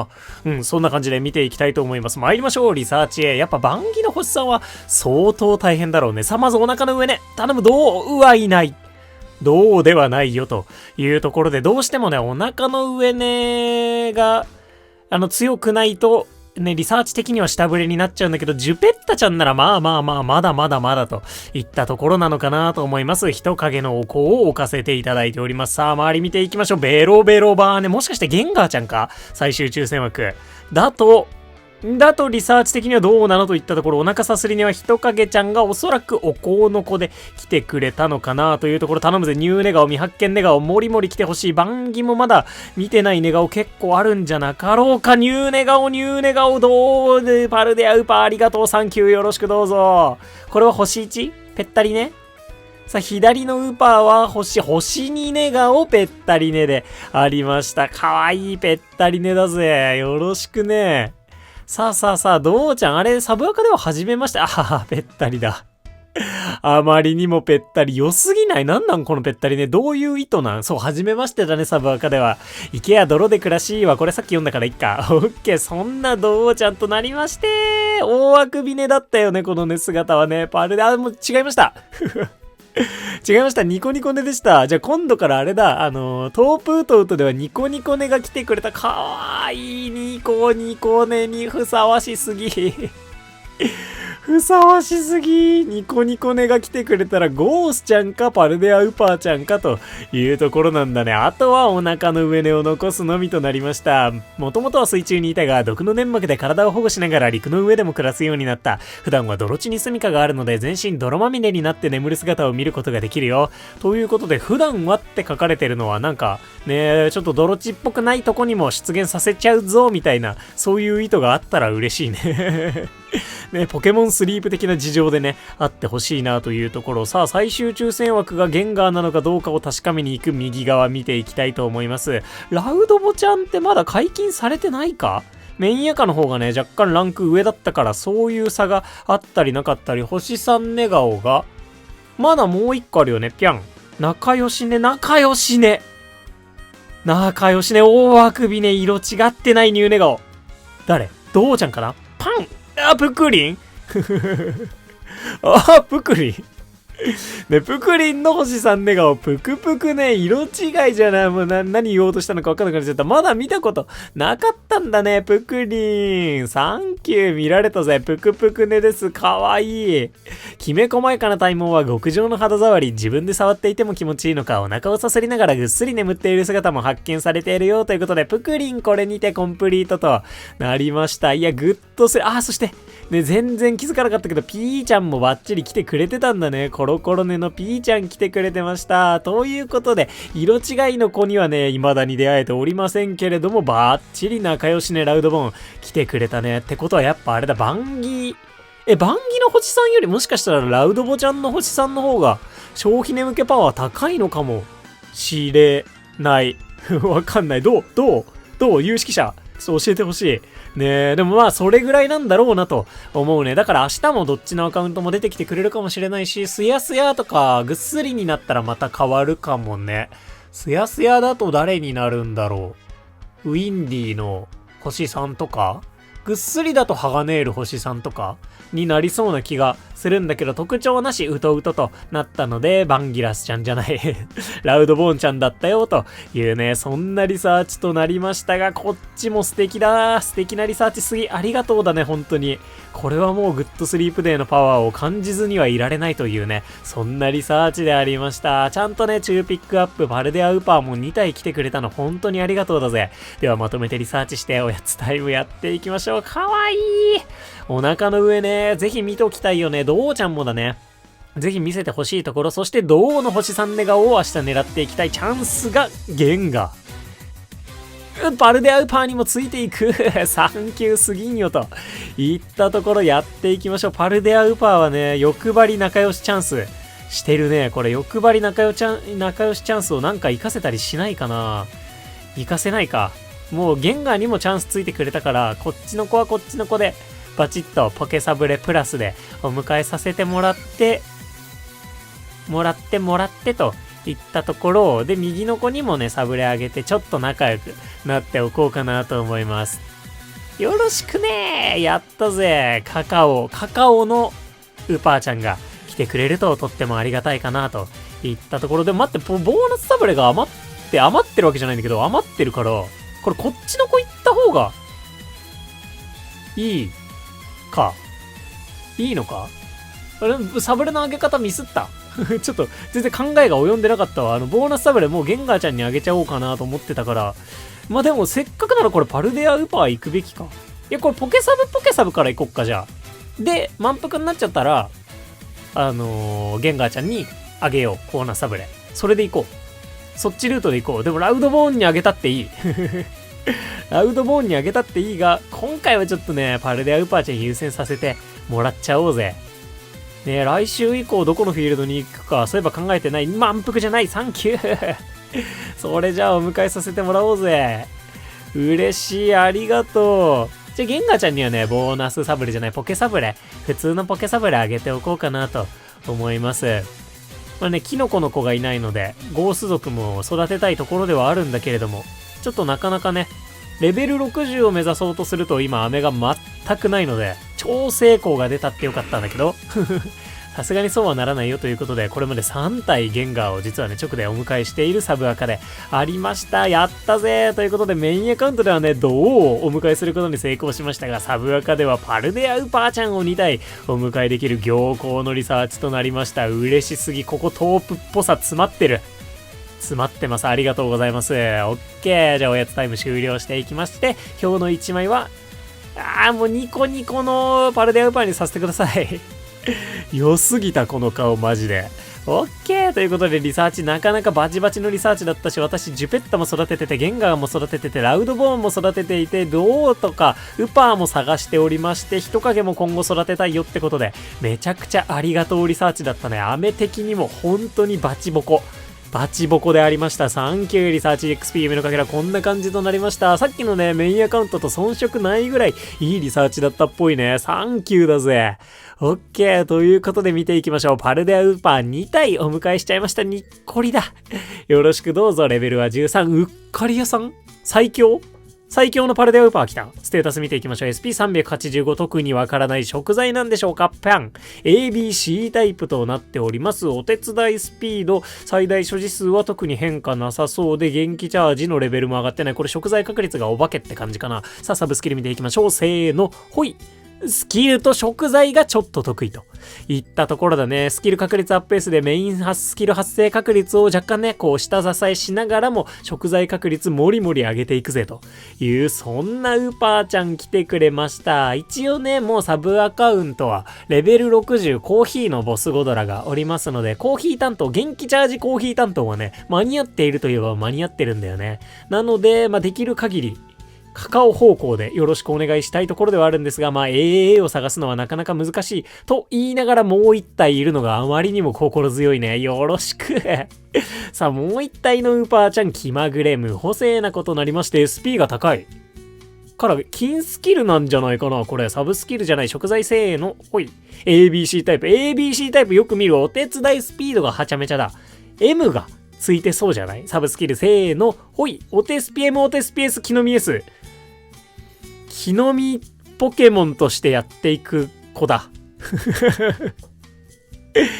木の実ポケモンとしてやっていく子、もしかしてありっていう可能性あんのかな。うち毒の木の実タイプのポケモンがいないです。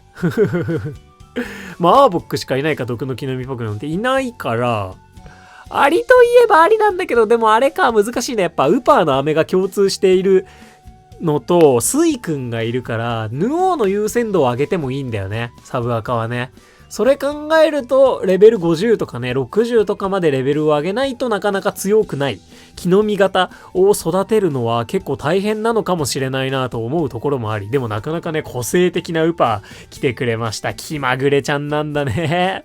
といった本日バレンタイン3回目のリサーチ、そしてグッドスリープデーね、満月の日のリサーチでありました。明日もまだ最終日グッドスリープデーあるので、寝顔を未発見の寝顔をどれだけ見られるのか、そしてまだね、3回ずつリサーチ繰り返しましたけれども、色違いのポケモンには出会えておりませんので、ある意味ね、明日がそのトータルで7回目8回目のリサーチになるというわけで、もしね1週間単位で考えていたのであれば、ここらで1体ぐらい来てくれたっていいよなと思いたいところでありますので、明日も期待して見ていきたいと思います。ありがとうウパーたち。じゃあ、ということで、朝レポやっていきたいと思います。570日目のリサーチ、バレンタイン20254回目のリサーチでありまして、グッドスリープで最後のね 1.5 倍眠気パワーのリサーチとなっていきます。本日ぐっすりタイプとなりました。しっかり眠れたようで何より、さあ 1.5 倍かかっていきながら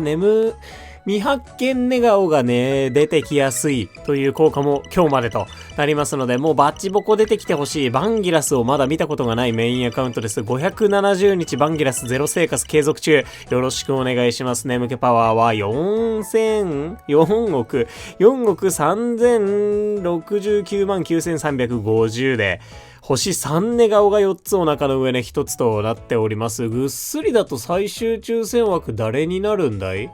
コローニャ。いや、ハガネールか。ハガネールの星さんが来てくれるんじゃないかな。どうだろうな、というところですね。未発見寝顔だったりもしないかな。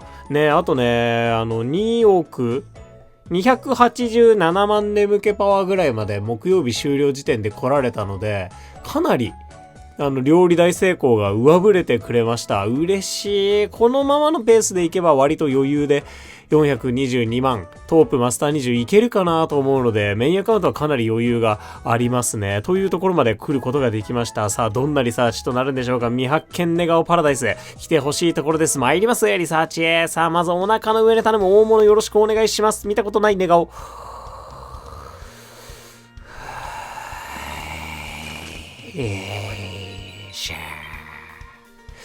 ねえ、ちょっとパーセルタングみたいなのがね、飛び出してしまいましたけれども、腕組み2連からのスタート。あまりにも不穏な出だし。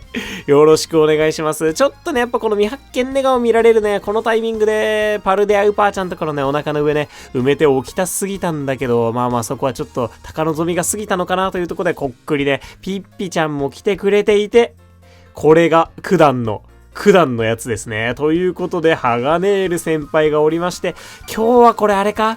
だいぶと下振れ目リサーチってことなのかな。ハガネールホリススミネリサーチできました。いや、本当に2番目とかに追加されたポケモン ?2、3 番目に追加されたポケモンとは思えないぐらいの眠気パワー消費してるよね。ちゃんと顎の部分でグイッと掘り進んでいるような感じがあって、喋る身を感じる、そんなね、ハガネールちゃんであります。掘り進みね、ようやく見ることができました。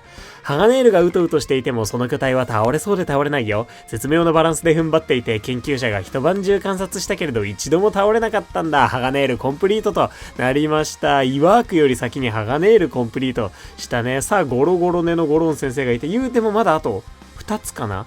星3寝顔があるはずなので、期待を込めながら左側見ていきたいと思います。よろしくお願いします。どうの星さんもまだ見てない。全然番儀も見てないし、穴掘ってる。いたずらねはゲンガーちゃんありがとう。ゲンガーは嬉しい。サンキューと言っていきつつ、前ばかじりで対戦ありがとうございました。パルデアウパーどうホゲータ色違い。そういったサムシングは全く見かけず、ハガネールが来てくれたというね、リサーチとなりました。未発見ネガオ中ピックアップどこ行ったんですか？未発見ネガオ中ピックアップは一体どこに行ってしまった？あ、中ピックアップの子いた。ピッピちゃんは中ピックアップだったよというね、感じでした。まとめてリサーチしておやつタイム入っていきましょう。パルデアウパー出会えねえか。そうか。まだそんなにね、顔も埋まってるか。それなりに埋まってきたか。ちょっと運命力が足りなかったのかなというね、グッドスリープで最終日でありました。色違いのポケモンも当然未だなしとなっております。参りますか。とりあえず目の前集中していきましょう。となってくると、ゲンガーちゃんか、ハガネールちゃんかといったところ、いや、ハガネールもね、今日ね、こう、未発見ネガオではあるんだけど、おそらく眠気パワー的に最終抽選枠で出てきてくれることはほぼ、ね、ぐっすりを引いた時点で確定していたのかなというところなので、それ以外の未発見ネガオをね、いっぱい見たかったね。明日、明後日、しあさってに期待していく、そんな流れとなるのかなと思います。やっていきます。ではですね、ハガネールも言うてね、あんまり会えないので、仲良くなっていってもいいのかなと思わないでもないんですが、ちょっと、チーム状況的に、今ね、ハーブのポケモンが全く足りていないので、ゲンガーちゃん行っちゃう。ゲンガーちゃん行っちゃおうかなと思いますね。こちらフレンドゲージ22のハガネールよりもゲットしづらいポケモンとなっておりますので、ゆっくり仲良くさせていただきましょう。あと、14ゲージ本当に違うね。13ゲージかなとなっておりますので、本当に1、2、3、4、5、6、7、8、9、13ゲージとね、なっておりますので、対戦よろしくお願いしますだね。まだまだ。オッケー。そんな感じで、ポケサブレミッション、私どうなってたっけな？ちょっとそこも確認しておこうというところではあるんですけれども、パルデアウーパーちゃんのためにがっつりホールドして、ポケサブレホールドして終えていきたいかなと思います。今日の1枚はこのメンツであればさすがにハガネールか。ハガネールいっとこうかな。トープっぽいしね。オッケー。そんな感じでハガネールの寝顔にしておこうと思います。最終的な皆様、こちらとなっております。最終的な皆様、こちらとなっておりまして、どうだったんですか？リサーチ EXP 目のかけらは。リサーチ EXP 目のかけらこんな感じと。昨日がね、2万ぐらいだったんだよね。そこから考えると、まあ、だいぶと下振れたけど、まあ、昨日の方が眠気パワー高かったしな、みたいなね、もろもろ感じつつ、ここら辺がやっぱ限界になってきてるのかなというところで、眠気パワー 1.5 倍の恩恵はあまり受けられずだったのかなという、そんなリサーチとなりました。この辺が限界となっているので、意外とぐっすりは、いや、ぐっすりの問題じゃないな。他のポケモンたちのレアリティの高い寝顔を引けなかった、未発見寝顔を引けなかったというね、まあ今日の引きの弱さというね、そういった流れだったのかなと思いますが、サブアカまだありますので、そこでいっぱいドーちゃんたちの可愛い寝顔見せてもらいましょう。あと色違いもよろしくお願いします。バトンタッチ。じゃあ、ということで、サブアカのリサーチ行ってみたいと思います。よろしくお願いします。メインアカウントより今40万眠気パワーぐらい低いかな。その40万が勝負を分けるのか、なんとかなるのか、どうなるんでしょうかといったところであります。見ていきましょう。そして、ちょっとね、めっちゃいいリサーチ期待したいね。サブアカも結構未発見ネガはないと思うんだよね。同じくぐっすりタイプとなりまして、見ていきましょう。いや、頼むぜ。パルデアウパードがいっぱい出てきてくれればそれで私はとりあえずニッコニコになりますので、まあ、ハガネールの星3はほぼ確定なんじゃないかな。どうなるだろうか。お腹の上寝なしこの眠気パワーでお腹の上寝なしちょっと待って、わからん。本日の眠気パワーは3億5144万7150となってるんだけど、そんなに眠気パワー残んなかったってことかなということなので、星3ネガを期待していいんじゃないかな。お香なんか置いたっけ？ポケモンのお香。いや、置いてないから、お腹の上寝がもしね、選ばれなかった場合、ちゃんと最終抽選枠でお腹の上寝を選んでくれるはずなんだよね。眠気パワーが残っていたらなんだけど、ってことは、星3ネガを、星2ネガをとかで、多分眠気パワーを使い切ったよっていうことなんじゃないかな。ていうかまあ、お腹の上寝より眠気パワーの高い星さんが選ばれてる。もうわかんない。ね、不思議な現象に出くわしております。3億5144万7150のリサーチ見ていきます。星2寝顔1つ、星3寝顔4つです。よろしくお願いします。お腹の上ね、ないね。ないね。参りましょう。どうなっているんでしょうか。下にはエーフィーちゃん。エーフィーちゃんスタートよろしくお願いします。お座りのエーフィーちゃん、どうちゃんいるんだけど、嬉しい。もうフライングどうちゃん。色違ってないけど全然いいぜ。右側にはひっくり返っている星 3P ちゃんがいます。さあ、この時点で3体見えましたけれども、お座りエーフィー同 P となっておりまして、さあ。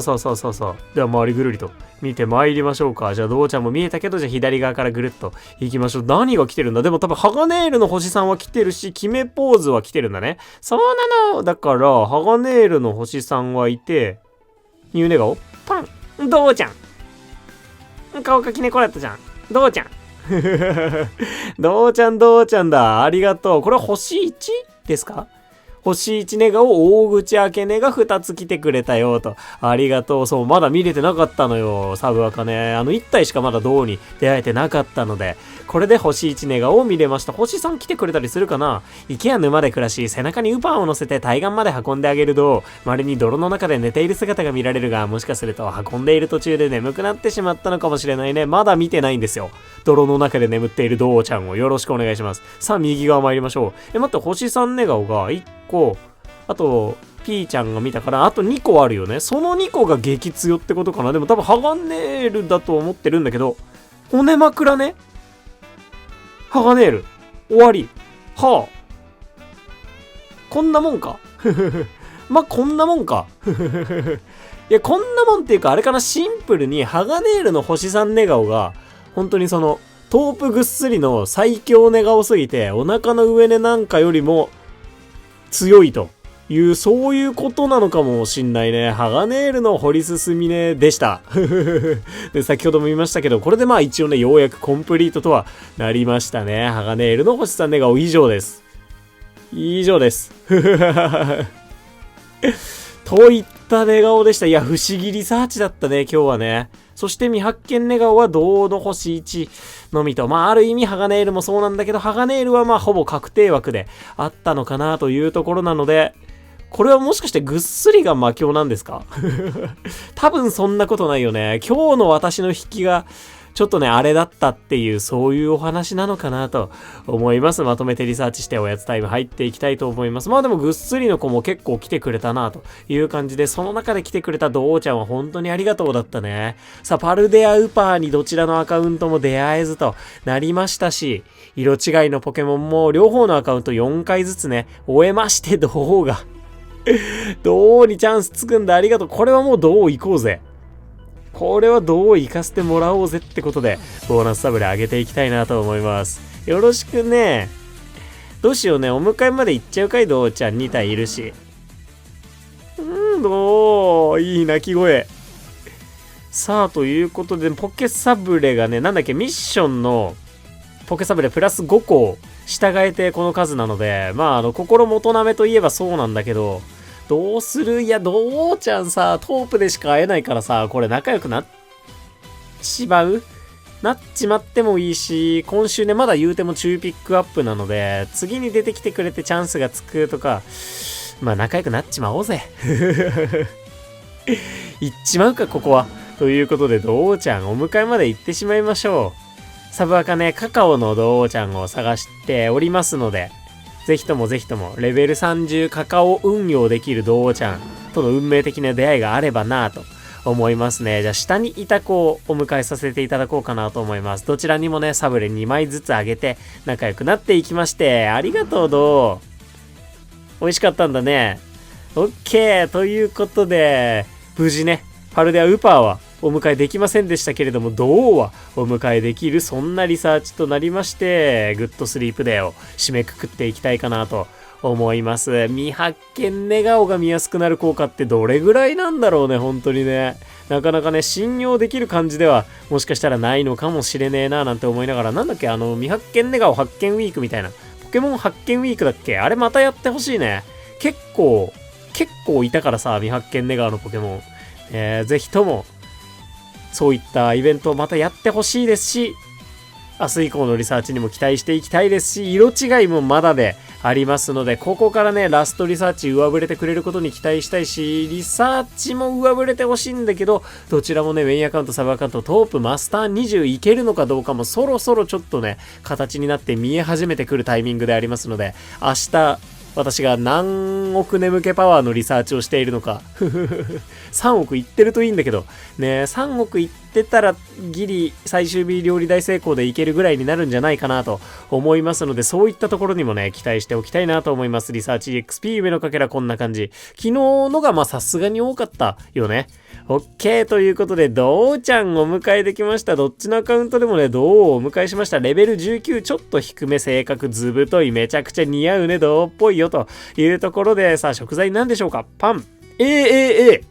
オールカカオどうちゃん来てくれました。お手スピ早くないか？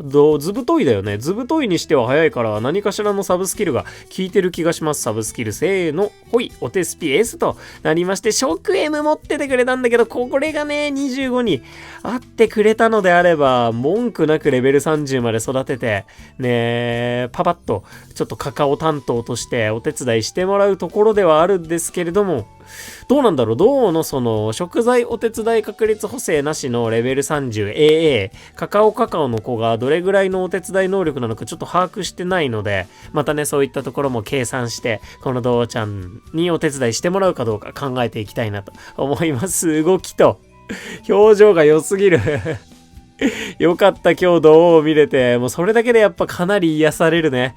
というわけでグッドスリープデーの3日間こんな感じで終わっていったわけなんですけれども、まあ最終日はちょっと予想というか期待していたよりはという感じではあったんですけれども、まだここから3日間眠気パワーねこれだけ上がってきたここからの3日間ありますので、どういったリサーチとなるのか期待していきながら残り3日戦っていきたいなと思います。そんなバレンタイン20254回目のリサーチでした。ありがとう。また明日ね。じゃあということで朝レポやっていきたいんですけれども、見てくださいまあね、今このリサーチの画面ではなくてこのね画面が来ていて、みんなの元気がこれだけと、これが何を意味しているのか。そうです、睡眠計測失敗しましたバレンタインのタイミングでそれはちょっとね、ご勘弁願いたかったんだけど、しょうがないね。怒っちゃったものはしょうがないね。ちょっと大丈夫かな最近スマホこの間ね、強制的にその画面収録が終了しちゃったりとか、もうね、かなり古いんだけど、iPhone8 ね、もう相当世間から見たら骨董品だと思うんだけど、いよいよね、やばいのかもしんない朝起きたらシンプルにね画面落ちてたね。なんか最近ちょいちょいそういうことがあるような気がしないでもないので、そろそろなんか限界なのかたまたまなのかわかんないんだけど結果としてね睡眠計測が失敗しましたなので本当に2000万年ぶりに睡眠計測の手動入力マニュアル追加したね。もうドキドキした。これでいいんだっけみたいな。今日もリサーチできなくなったら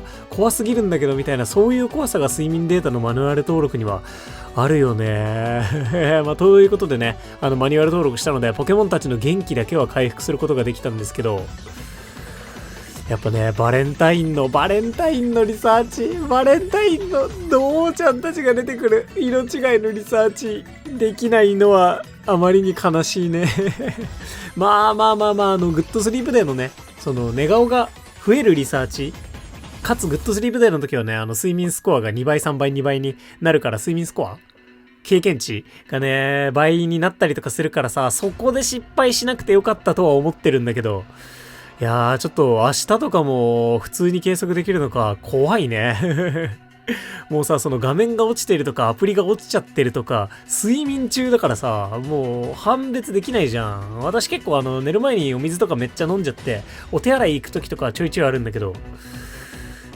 そういう時に確認してもさ、4時とか過ぎてたらそれはそれで意味ないしみたいな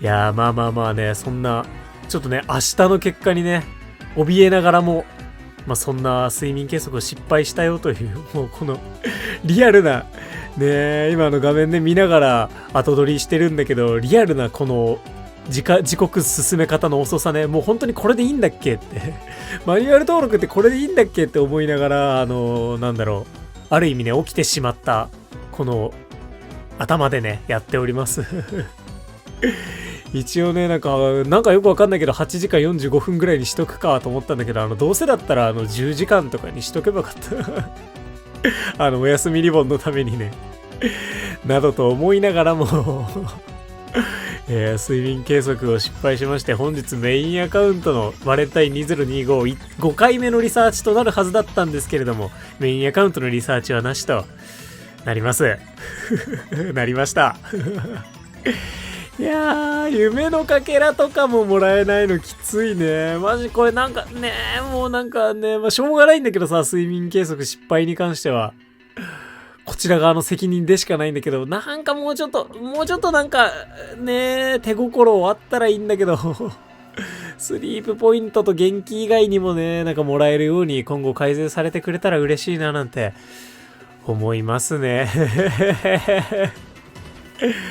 というわけで、まあ怒ってしまったものはしょうがないのでね、なんとか、まあなんかやれることね、なんか多少スマホが軽くなるように手を尽くしてみたりだとか、もうそれでもどうしようもなかったらもう機種変するしかないんだけどなどなどね、今後やれる手は尽くしていきたいなと思いますが、まあ起きてしまったことはしょうがないので、一旦ね、無事に計測できているサブアカ見ていきながら、明日はなんとか計測が成功していることを祈っておきたいなと思います。はい、ということでメインアカウント、まあ、めげずにね、非常にありがたいことにめちゃくちゃその料理大成功とか上振れてくれて、土曜日の時点で350万眠気パワーとかまで行ってて、あと70万眠気パワー、70万エナジーぐらいでトープマスター20に到達できるので、まあほぼほぼトープマスター20は確定したのかなというところでありまして、まあそのタイミングで良かったっていうのもあるね。朝一ね、サーナイトちゃんはスキルも使ってくれなかったわけなんですけれども、まあね、どこかが上振れたらどこか下振れるというのもありますし、まあトータルで今週バレンタイン2025かなり上振れてくれてはいるのでね、そこに救われてますオッケー。あとはサブアカでさ、もう色違いとか未発見寝顔とかバンバン見散らかして救われていきたいなと思います。というわけでサブアカにバトンタッチしていきたいと思います。ちなみに料理はね、朝一は大成功しませんでしたということで、バレンタイン2025の5日目のリサーチ、サブアカだけとなりますけれども、行ってみたいと思います。バトンタッチジャスということで、サブアカのリサーチやっていきたいと思います。なんだろうね、逆に、神様がね、見ていてくれて、私を助けてくれる、そんなリサーチに期待するだけ期待していきたいなと思います。よろしくお願いします。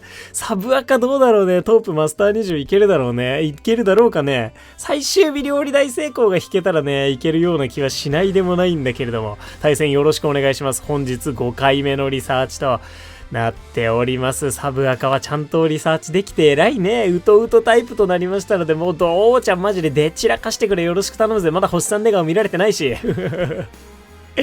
オッケー、期待していこう。さあ、色違いもね、まだ見られておりませんので見ていきたいところですし、寝顔の分布はやや不穏な雰囲気となっております。眠気パワーは3億749万2200で、星2寝顔2つ、星3寝顔1つ、お腹の上に1つ。もうランクマスター19ぐらいまで行ったんだっけな。だからもしかしたら星3寝顔はバンギの星3が出てくるか、ラウドボーンの星3が出てくるかというところなのかな。だからあとはお腹の上ね、星2寝顔。頑張ってほしいね。相当頑張ってほしいけど、眠気パワーもなんかむちゃくちゃあるわけでもないからそうでもないのかな。そんな感じで見ていきましょう。色違い、どうちゃんお腹の上ねとか。よろしくお願いします。気合入りすぎたね。参りましょう、リサーチへ。お腹の上ね、ガーディちゃん。お腹の上ね、ガーディちゃんか。そっか。ありがとう、ガーディ。その表情には救われるよ。ふわということで、周り見ていきましょう。これ大丈夫か。もうちょっと、頼む。よろしく頼む。パルデアウーパー、色違い。もうそれでいい。あ、ちげえた。ありがとう、ルンルンね。私も今、ルンルン、気分だけはルンルンしていきたいのと、星さんネガを仲良しにはラウドボンジャンだね。オッケーオッケー。ここは確定だったよ。ということで、これ、番木の星さん見るの大変そうだな。大口を開けているのは、どうちゃん、ありがとう、嬉しい。どうちゃん、ありがとう、嬉しい。かわいすぎる。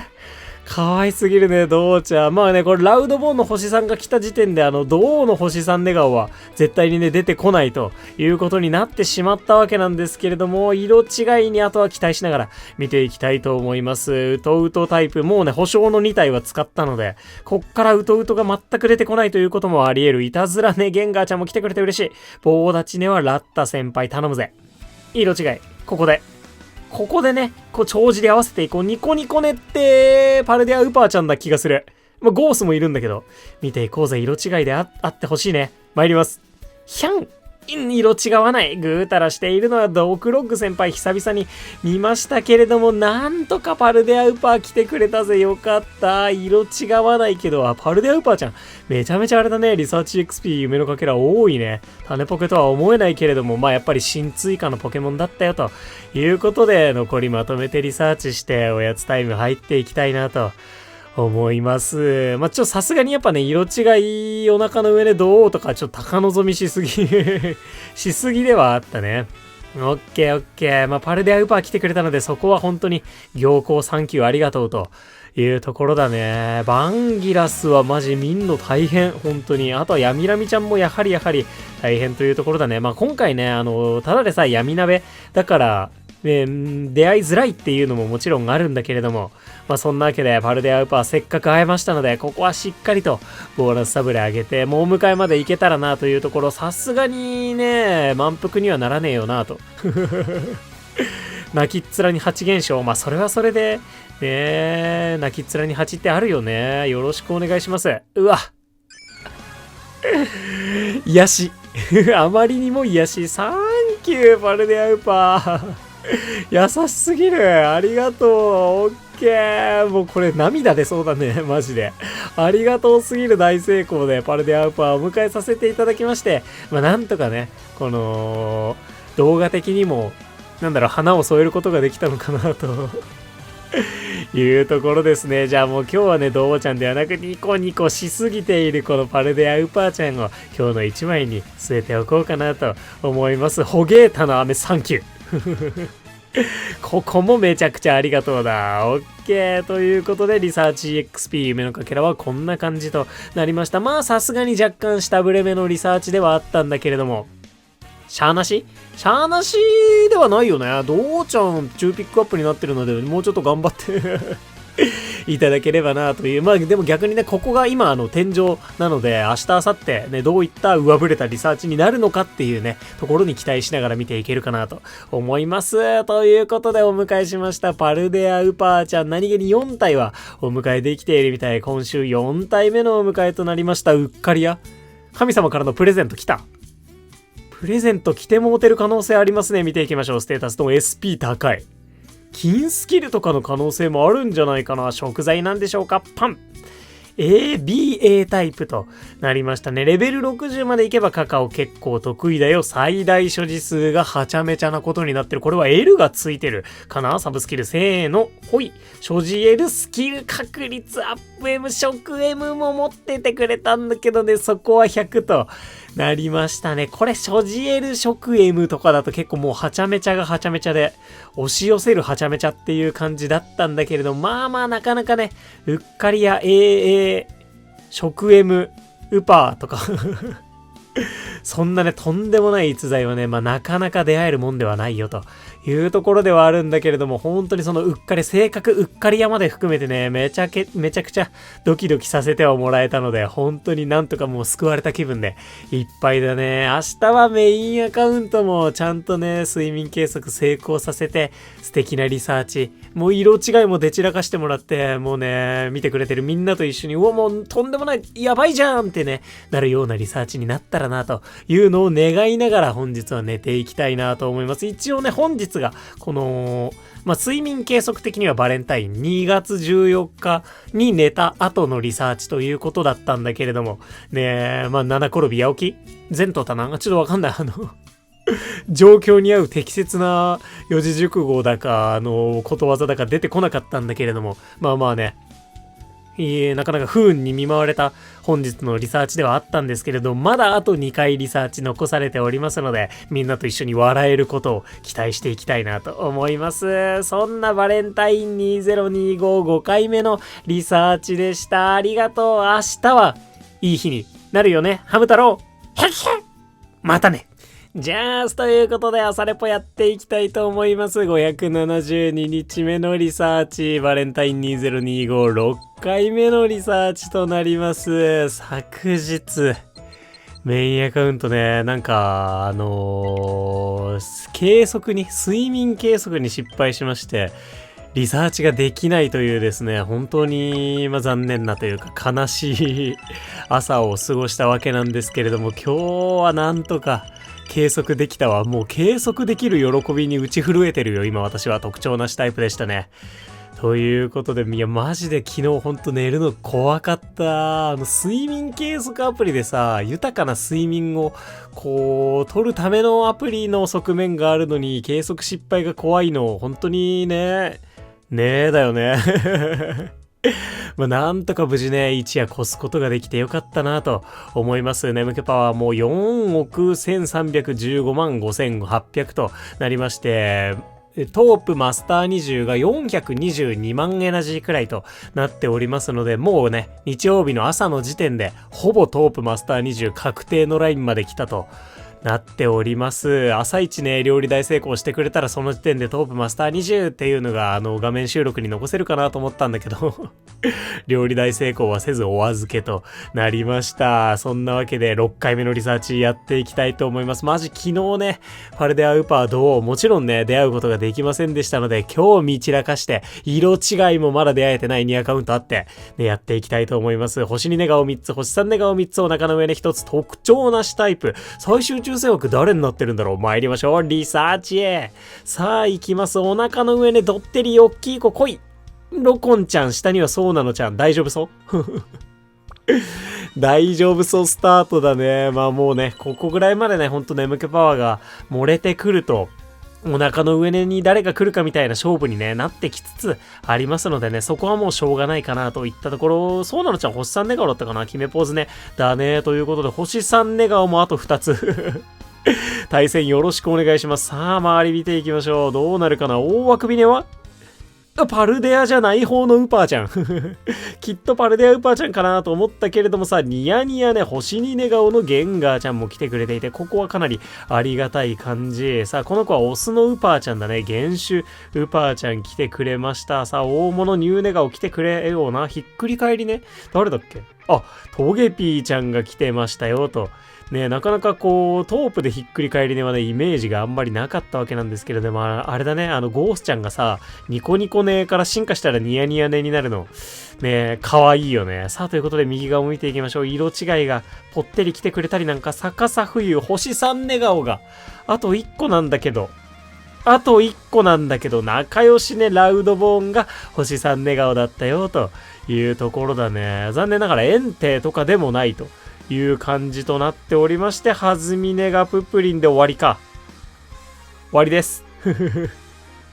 パルデアウパーどうなし、色違いもなしとなりまして、ホゲータもなしだね。なのでピックアップ機能せずといった感じとなりました。そしてね、最終抽選枠の、ラウドボーンちゃんが特徴なしでもラウドボーンだったんだね。一番眠気パワーが多い子から選ばれてるとかなのかもしれないね。それがラウドボーンの星さんなのかもしれない。エンテイが選ばれる可能性も多分あるにはあるんだけど、それは何かしらのね、低い確率をくぐり抜けていかなければいけないよということなんだと思います。ということでまとめてリサーチしておやつタイム入っていきましょう。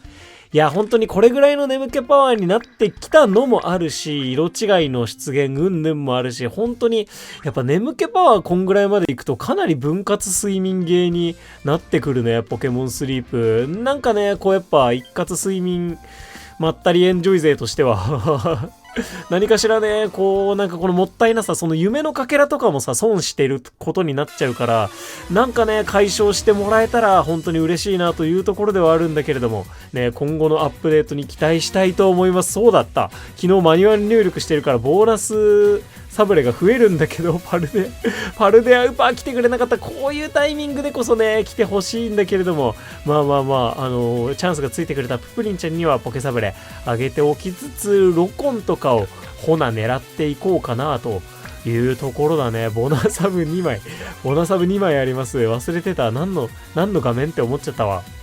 オッケー、じゃあやっていこう。ラウドボちゃんとかを狙ってもいいと言えばいいんだけど、リンゴの子が今うちにはいるし、ゲンガーちゃん、ハーブゲンガーちゃんを狙わなきゃいけないはあるな。パルデアウパーちゃんじゃない方のウパーちゃん、原種ウパーちゃんに関しては、キノコのゲンガーがレベル60の子がもうすでにいるので、今ね、急務ではない。となってくると、これ、どっち行くべき？ロコンをお迎えする場合はトープ洞窟により強くなるんだけど、しばらくゴールドゴモリになるでしょうというところまで考えると、これあれかな、ゲンガーちゃん行った方がいいんかな、実は実はこのボーナスサブレ2枚贅沢ゲンガーちゃんした方がいい？やっていくかね。せっかくこんなタイミングだしね。謎にボーナスサブ2枚あるしね、フレンドゲージ22だし、大成功出るかもしれないし、出たらお迎えできるよよろしくお願いします。出たらお迎えできるよって言ったけど、できないね。1ゲージ足りないのか。そんな中、ね、ゲンガーにも贅沢にボーナスサブレ2枚あげていこうかなと思います。オッケー、ポケサブレミッションも多分ね、クリア満腹です満腹ですはい、ということで、いい表情も見せてもらえたかなというところでね、ゲットなしとなりまして、パルデアウパードを中ピックアップ、機能せずな特徴なしタイプとなりました。明日がね、最終日のリサーチとなりまして、まだまだ見たことのない寝顔も結構あるんだよね。それこそバンギラス一度もまだ見ることができておりませんし、イワークも2回しか出会えてなかったりとか、もちろんパルデアウパードも寝顔が埋まりきってないといったところでありますので、本当にね、最終日のリサーチ、色違いも見られてないね、どこまでできるのか。ね、私1回ね、リサーチできなかった分を挽回できるような、そんな素晴らしいリサーチに期待しつつ、一旦サブアカにバトンタッチしていきたいと思います。ということで、おやつタイム終了していきましょう。いや、夢のかけらリサーチ XP どんなもんだったんだろう。いやーね、ちょっと本当に、どっかでね、上振れを引いてほしい。今日の1枚はこのままラウドボー、いや、ウパーの飴が遅れるじゃないかということで、原種ウパーちゃんの方をね、送っておきたいなと思います。飴はね、本当にありがたいのだけれども、飴的にもそうなんだよね。これ寝顔なんとかあんまり下振れない機能とかつきませんか夢のかけらが表示されなくなりましたありがとうございます。ということで、リサーチ XP 夢のかけらこんな感じとなりました。どうだろうね。感覚的には1億5000万眠気パワーぐらい吹っ飛んでるような気がしなくもないので、これなんとか明日使い切るね、バチバチの最高ハッピーリサーチになることを祈りつつ、ね、行きたいと思います。ありがとうメインアカウント。バトンタッチです。じゃあ、ということで、サブアカのリサーチやっていきたいと思います。本日バレンタイン2025最終日、サブアカ朝ごはんを終えた時点で、残り必要眠気パワー、どれぐらい眠気パワーエナジー ?44 万エナジーぐらい43万、44万エナジーぐらいでマスター20までいけるよというところまでつけておりますのでね、おそらく料理大成功なしだときついかな。お手伝いホイッスル手元に1個か2個あったと思うんだけど、それ吹いてもいけるかどうかというところなので、マジで料理大成功をなんとかねしたくて、うとデデンネがいるわけなんですけれども、朝一ねみんな全然だったんだよね。昨日デデンネプクリンで寝たんだけど、スキル発動してくれたのがデデンネちゃん1体、スキルレベルが高い子でよかったんだけど、とのみっていうね2体のデデンではね、不発でありまして、なんとかもうここをね、80% じゃない、90% まで上げてもいいから、無理やり1回大成功を引き起こして、なんとかフィニッシュ迎えられたらな、というところであります。大断言なるんでしょうか？マジドキドキの日曜日、過ごしていくことになるんですけれども、その前に、リサーチでドキドキしていきたいと思います。よろしくお願いします。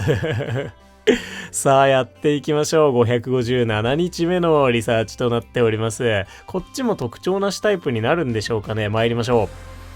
さあということで、スヤスヤが多い感じだが特徴なしにもなりそうな雰囲気ありますよ。特徴なしタイプとなりましたので、おそらく最終抽選枠はラウドボーンになるのかな。ワンチャンエンテイだったりもするんだろうかね。どうだろう。ちょいちょいね、今週やっぱエンテイの寝顔とかライコーの寝顔とかもね、リサーチで送られてきてるので、やっぱね、眠気パワーがみんな、もうバレンタインでめちゃくちゃ上がってて、みたいなことだと思うんだけれども、どこかに来てくれたら嬉しいな、よりもパルデアウパよりもパルデアウパーでいい。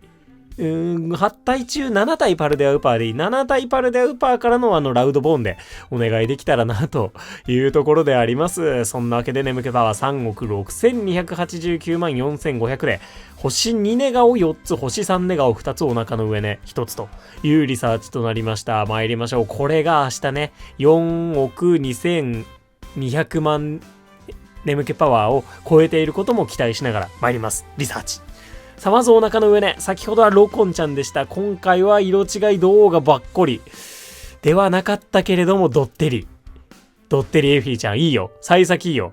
かなりいい感じのスタートとなっております。これでもまだまだね、さっきのリサーチの眠気パワー的にはね、使い切れないぐらいにはね、あったんじゃないかなと、残されていたんじゃないかなと思いますので、お腹の上根は非常にいい滑り出しをしていきながら、仲良し根のラウドボーンはおそらくいるでしょう。うなずき根、これはオスのゴクリンちゃんとなっていまして、仲良し根のラウドボーンはおりましたので、エンテイはおそらくいないとなっていきながらも、大あくびね来ました。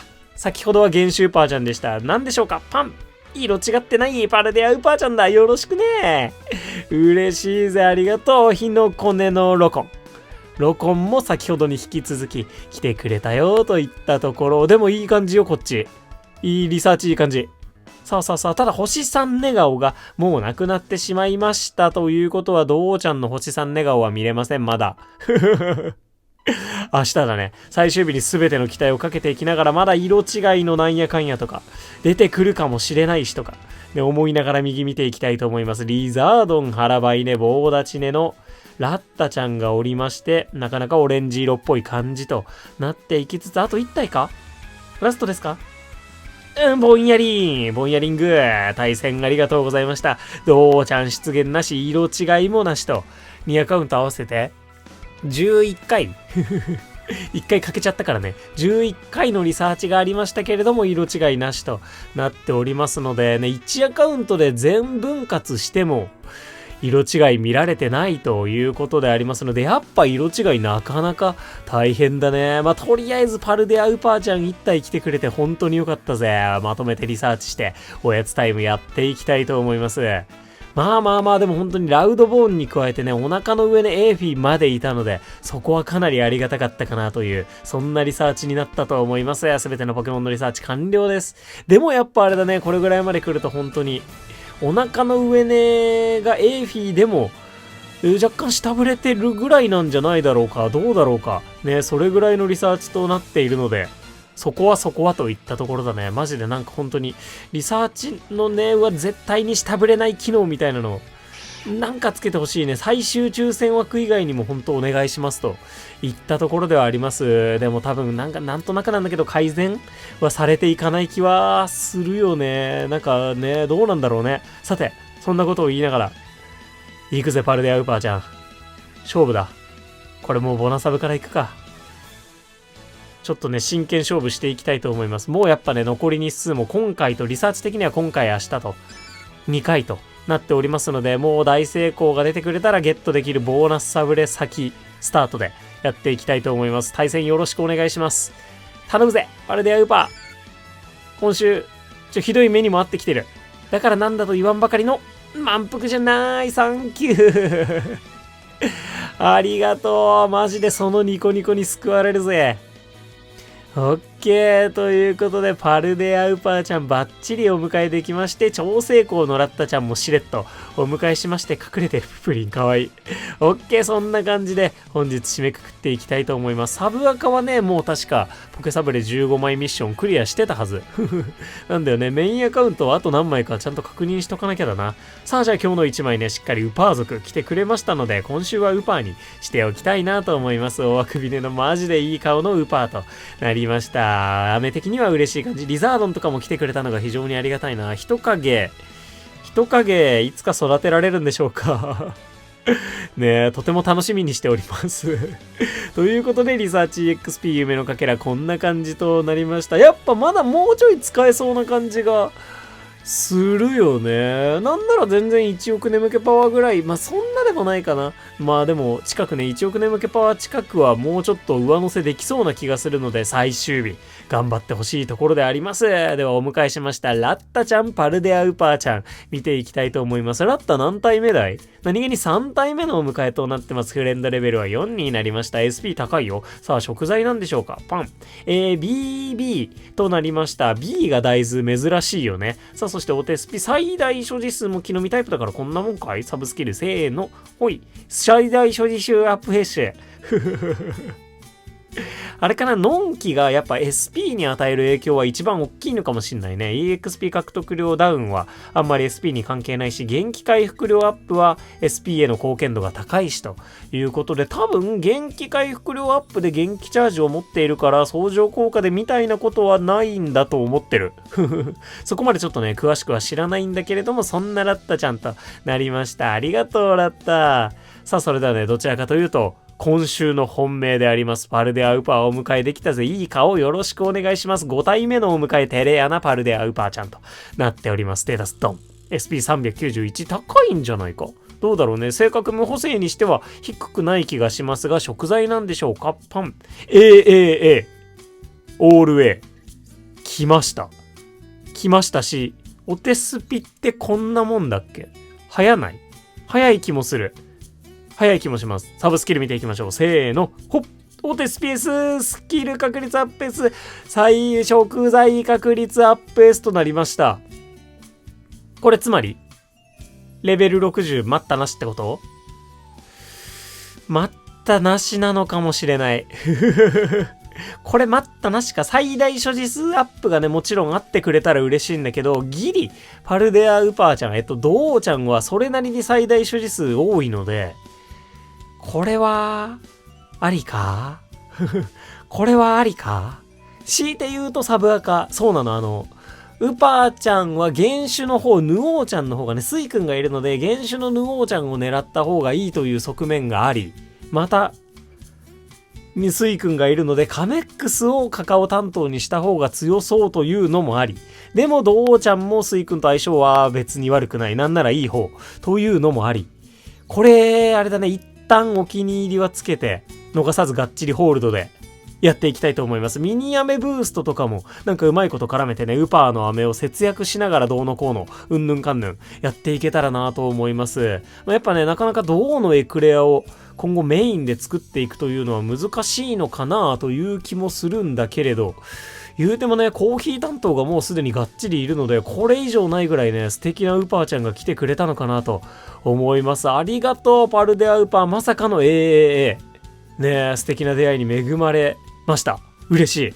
OK。そんな感じでね、最終日を前にめちゃくちゃいい子は来てくれたんですけれども、明日もちょっと油断なくパルデアウパーちゃん来てくれたらぜひともお迎えしていきたいなと思います。明日が最終日。そんなバレンタイン20256回目のリサーチでした。未だ色違いゼロ。最終日に全ての期待を込めてやっていきたいと思いますし、メインアカウントリサーチ失敗しないように、これもまたドキドキしながら本日も過ごしていきたいと思います。ありがとう。そしてトップマスター20もいけるかな、もう。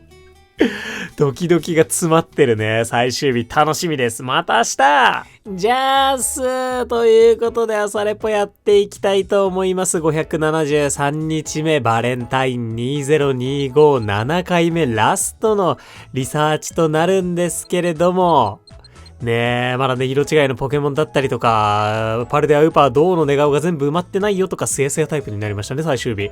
ねえ、などなどいろいろあるんですけれども、眠気パワーね、ちょっとご注目いただきたいなと思います。はい。ということで、あとは寝顔の分布にもね、もちろん期待したいし、スヤスヤが引けたんだったらなんかの間違いでエンテとか出てきてくれないかなというところではあるんですけれども、本日の眠気パワー、4億5559万5505多いな。ということで、4億2200万パワーを超えていたら、それはすなわちトープ洞窟マスター20を攻略できたよということでありますので、無事トープマスター20達成できました。よかったぜ。最終日料理大成功なしでね、なんとか達成することができて、最後の、スパークスパイスコーラをね、ずっと作ってたんだけど、18食作って、最終日、本当に18食忘れちゃったけど。最終日の日曜日の3食はね、銅のエクレアを作ることにね、切り替えてやれました。バレンタインでね、もらった目覚ましコーヒー20個も非常にありがたかったなと、銅のエクレアを作る上で欠かせなかったなと思います。そんななんやかんやで最終的にここに着地したよということなんですけれども、何やらね、トープ洞窟3億で向けパワーぐらい行くともうそっから先はほぼ横ばいみたいな感じで、だいたいそこが頭打ちラインとなってる 2.8 億ぐらいが頭打ちラインってどっかで見たので、もうほぼほぼ下振れ確定リサーチになるとは思うんだけど、一応ね、スヤスヤは今回スヤスヤでも闇鍋だからあんまり関係ないとは思うんだけど、スヤスヤは一応エンテイがいてくれるので、そこが引けたら多分伸びるんだろうなという感じです。そして色違いもね、まだまだ引けておりませんので、マジでもうなんかほんと最後、ハッピー、ね、ウルトラスーパー素敵リサーチになってくれることを期待しながら見ていきたいと思います。バレンタイン最後の締めくくり。まずはメインアカウントから参ります。リサーチへ。トープマスター20に行ったなんか祝福のリサーチ来てくれ。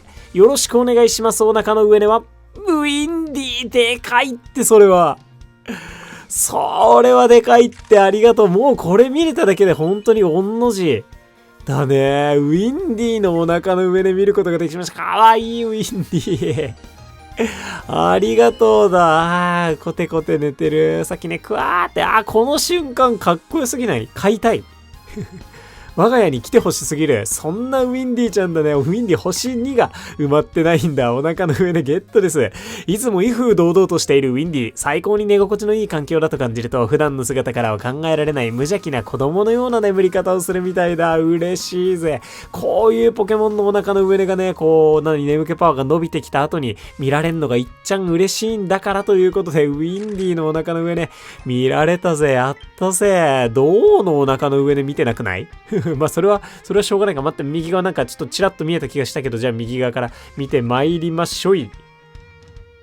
ひのこねのロコンちゃんがおりました。星3ねがあと1個なんだけど、スヤスヤの最終抽選枠って誰だ？爆風雲だったり？まだワンチャンエンテイがいるのかな？ガクガクね嬉しい。ガクガクね嬉しい。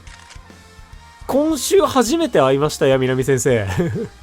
いかがでしたっけね。さあ、ガクガクネがおりまして、星3ネガがあと1個だけなので、やっぱり下振れたのかなと思うんだけど、ワンチャンもしこれがエンテイだったら、下振れなんてもんじゃないよね。上振れも上振れだよね。さあ、うなずきにはおそらくゴクリン先生でありまして、大口を開けているのはどうちゃん？どうちゃん。色違いじゃないけど、ここ2体のコントラストなんて言ったらいいの？嬉しい。うなずきねゴクリン、大口開けねどうとなりまして、星3泥に埋まっているのは、パルデアウバーちゃん、そして下にドーちゃんのもう言葉がね、何もかも出てこなくなりましたけれども、下にドーちゃんもう一体ということになりまして、残念ながらドーの星3ネガオは見られず、色違いもなしとなったね。これあれだ。最終抽選枠がお腹の上ねパターンだ。なので、なんかね、最終抽選枠までお腹の上ねが選ばれなくて、残った眠気パワーで最もエナジーの高いスヤスヤの一番ね、眠気パワー消費の多いポケモンとして、ウィンディのお腹の上根が選ばれたということなんだろうね。やっぱね、もうこれぐらいの眠気パワーになっちゃうとこんな感じでね、エンテ引けるか否かなのかな、やっぱスヤスヤは。で、次第で、上振れるのか下振れるのかっていうのが決定するようなね、そんなリサーチとなってくるわけなんですけれども、最終日こんな感じのリサーチとなりまして、なんとかね、その1回リサーチできなかった分を挽回するかのように、どうちゃんはたくさん来てくれましたね。ということでまとめてリサーチして、おやつタイム入っていきましょう。残念ながらエンテイの素引きも今週1回もなしだったね。エンテイやっぱめちゃくちゃ大変なんだろうね。ということで、なんなら別にあれだもんな、私、ゴールド急発電所がもうフィールドボーナス 75% になっているので、15週間いってるけど、ライコーの素引きって多分1回もない。もう生で、眠気パワーが足りてないっていうのはもちろんあるんだろうけど、ゴクリン。で、パルデアウパー方向に飛んでったから、どうちゃんかと思ったけど、ゴクリンです。ゴクリンこれはもちろんお迎えさせてもらいながら、パルデアウパーをお迎えしていきつつ、パルデアウパーをお迎えしてたね。そこでフィニッシュになるかなと思います。ゴクリンありがとう。多分オスの子だと思います。毛が長い、触覚長いのでね。オッケー、道を右がチラッと見るけど、ロコンちゃんもちろん行きたい気持ちもあるんだけど、さすがにここはといったところだね。オッケー、じゃあパルデアウパーちゃん最後にね、嬉しくね、お迎えさせていただきまして、ちゃんとね、1ゲージ進めておいたので、もう確定です。ね、お迎えさせていただきまして、このバレンタイン2025を締めくくっていこうかなと思います。ポケサブレミッションって終わったんでしたっけ、私。ね、特にこの終わりましたポップアップ来ないので怖いんだけど、数えてない。あと何枚必要だったか。いっか、じゃあもう。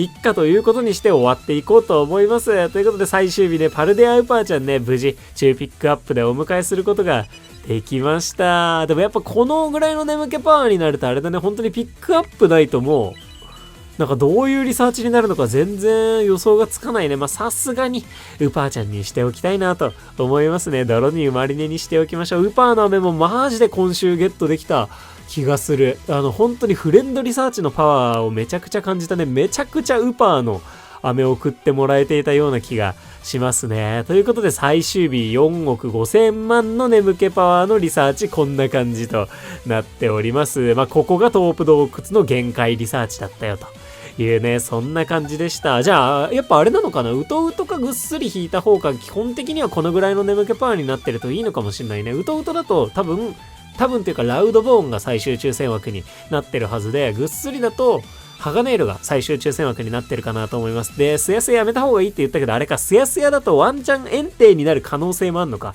ちょっと何%ぐらいなのかはね、詳しく知らないんですけれども、もしね、ご存知の方いたら教えてほしいなと思います。リサーチ XP 夢のかけらこんな感じ。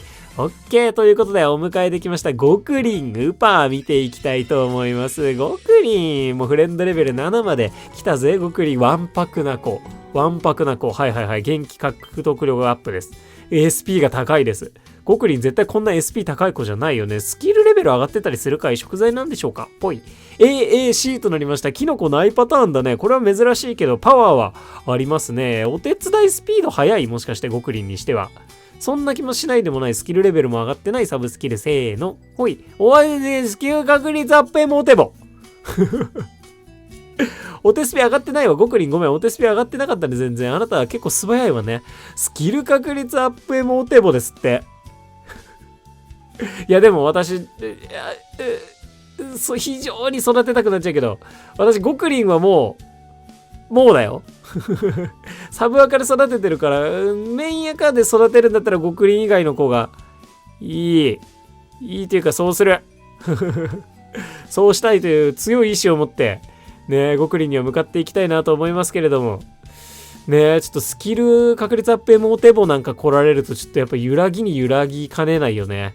兼ねないなというねところなんですけど、じゃあなんでゴクリンをお迎えしてるのって言われたらね、スキル確率アップモテボおテス PM なんだろう、生意気とか来たらさすがに育てざるを得ないからだね。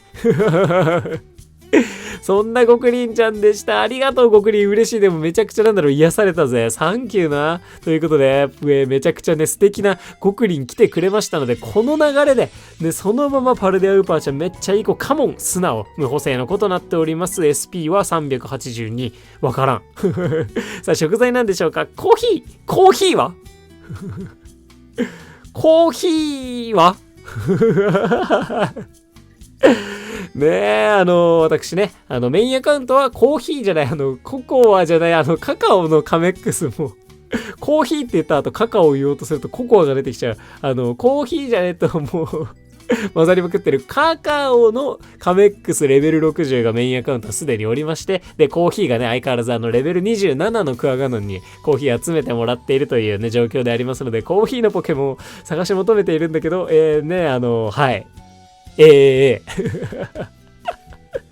やでもレベル30で、ね、ちょっとお手伝いしてもらう可能性もあるぜ。元気チャージのレベルも上がってない。お手スピも多分上がってないし、所持数も上がってないので、スキル確率アップか食材確率アップか、なんか金スキルか、そんな感じだと思います。見ていきたいと思います。サブスキル、せーの、おい。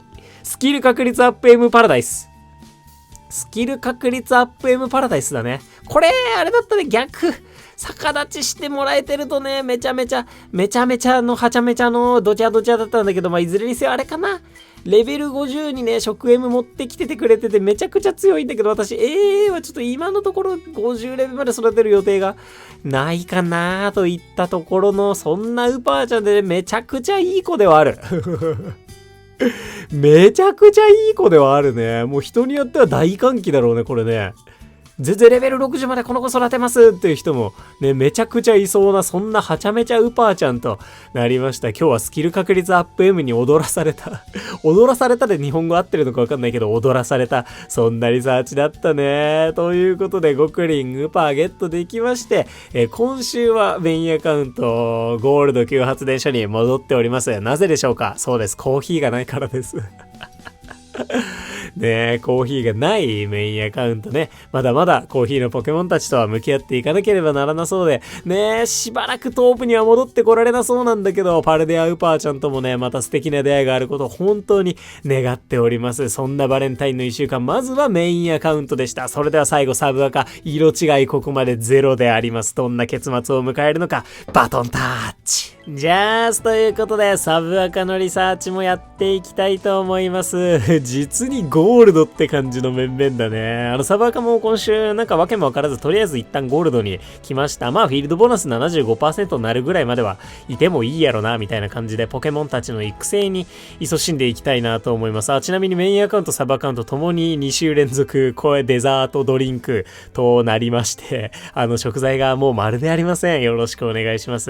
まあ、今週もなんかそんな感じでプアップはやっていくプップはやっていきたいなと思います。さあ、バレンタイン2025正真正銘ラストリサーチとなりますし、これもとてもスヤスヤになっていそうな気がしますね。ということで、これも園庭チャンスではあるのかな。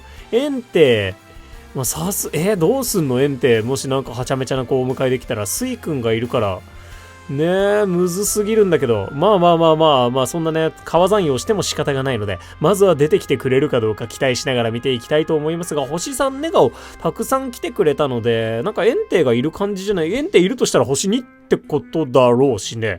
ねえ、なんかいるとも思えないぜっていうそんな感じで最終日眠けばだいたいメインアカウントと同じぐらいにね落ち着きましたね。4億4692万2200となりました。こっちはねサブアカは本当に最終日の料理大成功ギリギリまで狙っていてというか、まあ、最終的にも本当に大成功が1回絶対必要な状況だったと思ったから料理パワーアップでその絶対ね 100% 料理大成功出るとこまで上げたろうかなみたいにしてたんだけど、お昼ご飯の時点で料理大成功しっかり引けて達成というね形となりました。なので最後一色だけはね銅のエクレア作れたそれは良かったのかなというところ。星2寝顔が3つ、星3寝顔が4つ、お腹の上らしきもの1つといったリサーチとなります。ラストリサーチ、色違い銅カモンよろしくお願いします。色違い銅アイコン欲しい、よろしくお願いします。さあまずお腹の上ね、誰が来てくれるのか。ウパーちゃんもでも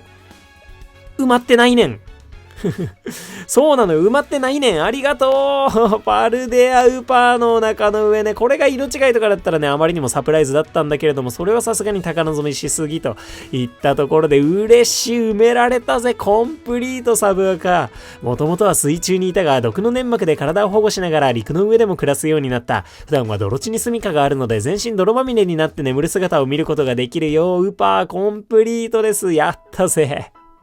嬉しいぜ。さあ、周り見ていきましょう。エンテイなどは来てくれているのか、そして銅の星さん寝顔は見ることができるのか、そのまま寝ているメタモンちゃんがあまりにも可愛くて、これと似たような色のパルデアウパー銅が並走転しているのはウィンディ。ここ最終宇宙船枠っぽさ。ムンムンなので、ね、ウィンディっぽい見た目の、ね、エンテイちゃんは来てくれなさそう。